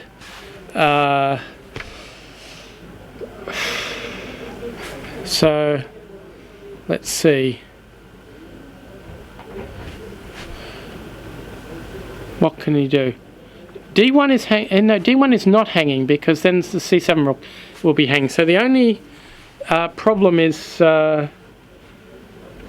B7. So you can always swap on G2, and if Queen takes, we can just take back on C7. You'll have to take with the King. Maybe that's hanging on. There'll be a few checks on C8, that sort of thing. So if we do something simple, like Rook F4. Rook D1, Rook F1 is mate. take. That's not bad. So rook f4, if you take on b7 here, then we have, yes. Okay, rook f4. If you take on b7, then we have knight check, king g1, knight check, king here, and a different way of mating with rook f1, take, and queen g1. Oops. Perhaps not that way. So I think rook f4 sets up way too many mating threats. Maybe white has to go rook c8 check and try for a few checks, but they don't look like they're going to lead anywhere. And we could even just decline with king g7 and hide on h6. Although that'll allow queen c7 check, so let's take that. And hide. So knight f2's coming. Okay, you can take here on d1. Actually, that's a bit messy. So I think I want to keep my bishop on b7. Okay, I'll play king g7. So queen c7 check. And maybe I hide immediately. If queen takes b6, I've got another of these funny mates. Check, take, queen g1, knight f2. So it's pretty good for knight, really, isn't it? I'll pay that. So Caruana, he had 5 seconds left when he played queen c2. No wonder he panicked a little bit. And Knightage just has to calculate his variations clearly. I mean, he may have other moves, but setting up all those rook f1s looks really fantastic. So I think, yeah, he's got his problems. This has been, well, all right. I don't want to be too critical, but knight b2 was probably a great idea. And after c3, maybe black's doing okay. So rook d8, maybe there's no good way to defend that knight on d4. And you can't just move your knight away from d4 without allowing a black knight into e3. So Knightage has held his pieces together really well. His pawn structure is shot to pieces, but it doesn't seem to matter. So we do think Knightage is going to score his first victory, and that will mean Aronian will be 2 points clear of the field at the end of today's game, with Caruana and Dominguez dropping back to the same score as So and Hari Krishna. Let's have a quick catch up on some of the other games. We had a great game between Rapport and Nakamura. We left it around here after Queen e7, and Rapport, never one to be able to be predicted, played Queen f3, setting up some sorts of checks on f6. Bit baffling, really baffling. So if I presume if he takes on a1, he wants to go knight f6 check and take on a8. That looks reasonable, but at the moment knight f6 is not really coming. Well, let's see, he took on a1 and then came bishop c4. That is fun. So rook e1, he's really gambling here. How's Nakamura's clock? 1 minute 37, 2:52. They're both terribly short of time. And, well, Rapport is just saying, okay, I don't care about material here. I'm going to go rook e1. I'm going to embarrass your queen on that file. Knight b6 makes a lot of sense. And now, well, rook e1. No, he played knight f6. Is he going for the... No, he's just going for... Okay, knight f6 makes sense. Take, bishop takes. Now, black needs to find a good move here. Maybe he needed to find something earlier. He has a bishop c2 check if he wants. I don't know if that works. Or he could just move his queen. Bishop c2, king c1 doesn't seem to do much. So he moved his queen, rook e1 check, and now... Well, bishop e7 drops a queen, so you've got to run away. It's all looking good. Bishop a1. And now, the h8 rook is attacked, Are there any other threats? Bishop takes f7 could be annoying. That black king is not safe at all. So Nakamura decided just to ditch his rook in the corner. He's currently a rook up, so he's just decided to return that rook. Sorry, we've lost some moves. He played queen c6. Why would he not move rook h7? Maybe there's something scary that can happen, but I don't see it offhand. So maybe a5 is a pest because your rook on a8 might be hanging. It's not impossible, but unlikely. Queen c6, and yeah, I don't trust anything. d5 I don't trust, although bishop takes queen d6 could be tricky if you don't want to lose too much material, but this may be a practical way of playing. Queen takes, king takes. Okay, so now a few moves have happened, I just don't have them on this game. I'm sure he took the rook. Bishop takes h8, and we've had quite a few moves since then. Black played h4, which is reasonable. So black is still doing really well here. He may be equal material, but his pieces are simply better. Rapport should be in trouble around here. Okay, the knight has to go somewhere not great. You can't go to e4 because of d5. He went to f1 looking for knight e3. We can play d5 now if we want, but Nakamura decided he wanted the bishops, which is also a good practical plan, and bishop d3. So you have to go knight e3, I would say. He went knight e2. Okay. Knight e2. Oh.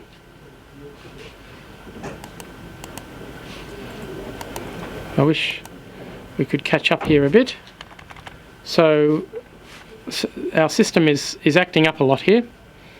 I might try and leave this game and come back again to see if I can recapture it. But no, it does look like it's frozen after king c6. So yeah, in fact, yeah, there have been a lot of moves, and so bishop takes was played, h4, knight, we have the moves. So h4, knight f1, take, bishop d3. This looks pretty good. Knight d2, and now he could play bishop h6 and then take the knight and take on c4, but he's faster. Take, and these pass pawns look fantastic. Rook check, king back, rook h5, bishop g6, and Rapport actually resigned here. He's managed to get his rook into a bit of a mess, actually. If he goes to e5, there's bishop d6. If he goes to g5, there's bishop h6. So yeah, he's actually losing a lot of material here, but black was killing him anyway. Okay, rook e5, h5 didn't help, but there was no way to stop those pawns on the queen side advancing. White's pawns aren't going anywhere. Now that I come to count properly, black was a pawn up. So queen c6 was a good practical move, just swapping off. And actually this has been a wonderful return to form for Nakamura, because Rapport made life very difficult after this fine combination with knight takes e3. Instead of meekly trying to hang on to the material, he sacrificed his rook in the corner. He kept trying to attack, and he did sacrifice a fraction too much material. But I mean, this is why Rapport's been one of the great sort of tastemakers in this tournament. He really has played good, aggressive, interesting chess. And okay, Nakamura is a seriously strong player, so it's pretty hard to bluff him, but that's a useful win. Rapport now unfortunately drops near the base of the tournament. He's still a point ahead of Nidich. We'll see how Gelfand's going. When we left, when we left it, Gelfand looked to be doing fine against his opponent, but a lot's happened here too, and we must be having terrible time trouble here. 3 minutes for Gelfand and 1 for Van Welly. Let's fast forward to the position we actually have on the board. So Gelfand has lost his h5 pawn, but it looks like he's winning. What happened was, after bishop c7, White decided to gamble with rook takes h5. It doesn't look very clever. Take, king g2, queen g6, king f1. I would expect black must have a winning attack here. How do we start? Well, rook d1, looks all over actually. Maybe queen b1's even better. But after rook d1, if you try running with king e2, you've got queen d3 check. I can't see a safe square at all for that king. And yeah, everything should be winning here for black. So Van Wely has... okay, let's see what happened, because it didn't look anywhere near that bad. So where we left it, we left it just before king b8, and Van Wely now decided to go pawn grabbing on h5, which isn't entirely stupid, except you can't get that pawn. And now maybe his plan is some f4 and oops, it was f4. Rook f1 looks a bit weird. Maybe he wants f4, f5. Bishop here, f4, queen h6. So now for f5. Sorry, they're updating a little bit quickly. There's a lot of checks here. Queen h6. Now there's bishop c5 coming. If you go f5, we can just go e5 and invade with the rooks. So let's say f5, e5, and you can't even have an h5 pawn because of queen e3 check. So king h1 first, bishop c5. Now the knight has to move, and Gelfand is coming in. In fact, the h-pawn attack has proved completely irrelevant. c4, rook d1, this is well calculated. c5, bishop c7, and here rook takes h5 is bad, but you've got some problems here because all white's pieces are offside and black's about to start attacking. At any moment, black will play queen g6 or queen h7, and the queen will start to try to invade. The knight on b3 is well restricted, so rook takes, which looks wrong. Check. Take. Queen check was played. I guess there's been some more moves since then. King e2.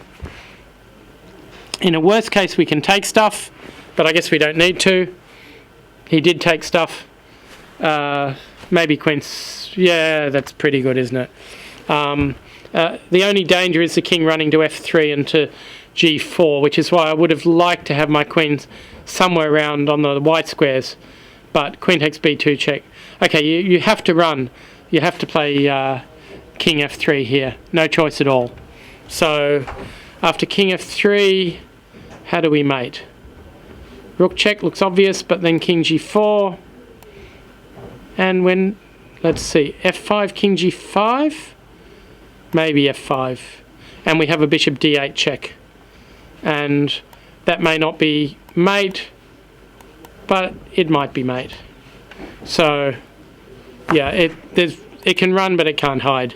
So it's got to be all over.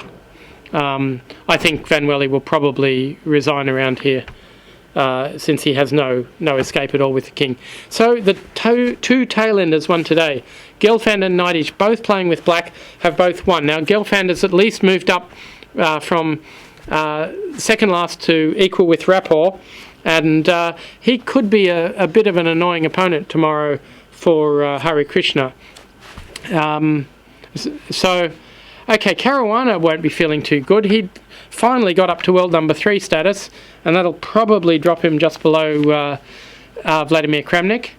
Have we got any other games still going? Just a reminder, we had a draw in the game between Anish Giri and Sergei Karyakin.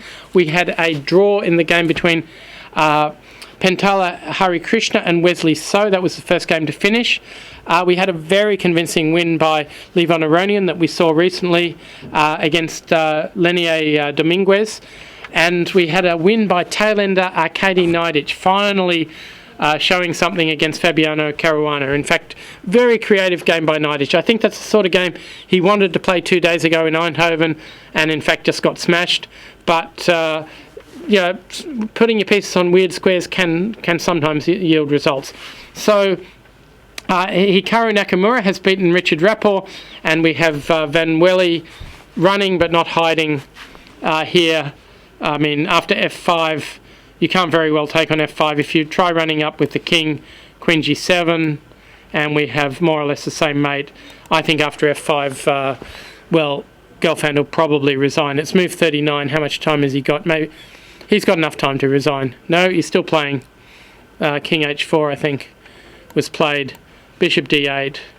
He's probably going to play for the crowd into the mate, and I think Gelfand will oblige him. So it's been a big day for black today. Wins for Naiditsch, for Gelfand, for Nakamura, for Aronian. 4 wins for black out of 6. You could sort of see it soon after the opening, but it's still a big surprise. So you've got, for example, Van Welly. Well, Van Welly's bad streak against Gelfand continues. He's still never beaten Gelfand in 17 contests. Yep, and yep, you can see Van Welly resigning with a wry smile, a shrug from Gelfand, the typical shrug. It wasn't me that did it, and it's probably suggesting something to Luke. But yeah, finally Gelfand's hit a bit of form, and he's going to probably get back close to the top 10 again. He dropped heavily. So Caruana Naiditsch. Naiditsch had never beaten Caruana. Now he has. Rapport Nakamura, that was their first encounter. Nakamura wins. Dominguez Aronian. Aronian had never beaten Dominguez with the black pieces. He's done it now. A big day. Hari Krishna so I think was just the way the opening he played, that a draw was okay by him, and Hari Krishna didn't seem to have anything new. Many people have tried to break down the Berlin Wall, but I think people got more and more depressed during the World Championship match when Anand couldn't do anything against Carlsen's Berlin. Van Welly Gelfand, well, yeah, it's a bit of a pity. Van Welly, Kasparov was talking about Van Welly being the one player who played in his tournament when he played back in '99. Van Welly's actually played, I think it's 22 of the last 23, maybe 23 of the last 24 tournaments here in Vacancy. The only one he missed after 19 in a row was 2010.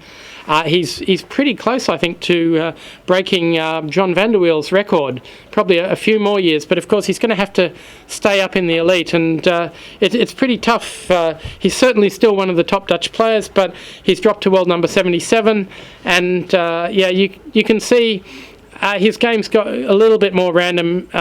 He can play fantastically someday. His win against Nakamura was fantastic, but he's a couple of losses. The game against Wesley So was a bit unnecessary a couple of days ago, and here the whole plan of going for that H-pawn with rook E4, rook H4, I don't know, it didn't seem at all necessary. The position seemed roughly equal if white just centralised his queen somehow. Maybe black was a little better, but it was, all this stuff was just a method of helping black, and suddenly white has 2 offside pieces, nothing much to do, and he lost. But today, it was really Aronian's day.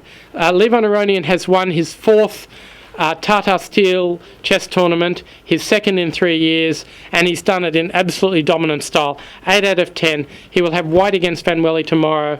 There's not many people who would bet on him not getting 9 out of 11. He's playing extremely well. He's had a little bit of luck the endgame against Naiditsch, but he worked for that luck. He outplayed Karyakin. Oh, by the way, the finish of the Caruana game, oops, I've blown it again, was that very nice checkmate. We'll just go through that again. He did play rook takes f4, and after rook takes b7, he went check, check, and rook f1. And there's going to be checkmate on g1 in a move or two. So nice finish by Naiditsch, and well, maybe who knows who's going to get the beauty prize for this tournament, but certainly Naiditsch has put a candidate in. If they allow games in the B group, I suspect Caden Troff's loss from 2 days ago against Duda may be the one that's going to win, but certainly Naiditsch's win. If you're going to win one game in the tournament, why not make it stylish? And he certainly has. So I'll be leaving you for today. I've been Ian Rogers, and tomorrow the commentary will be hosted by Tex de Wit, the Dutch player. We'll be seeing if Aronian can establish a record score in this tournament. Should be some very interesting games tomorrow, but Aronian Van Welly, of course, is the one everyone will be watching. But until then, which will be 12 o'clock Central European time, I'll say goodbye and see you tomorrow.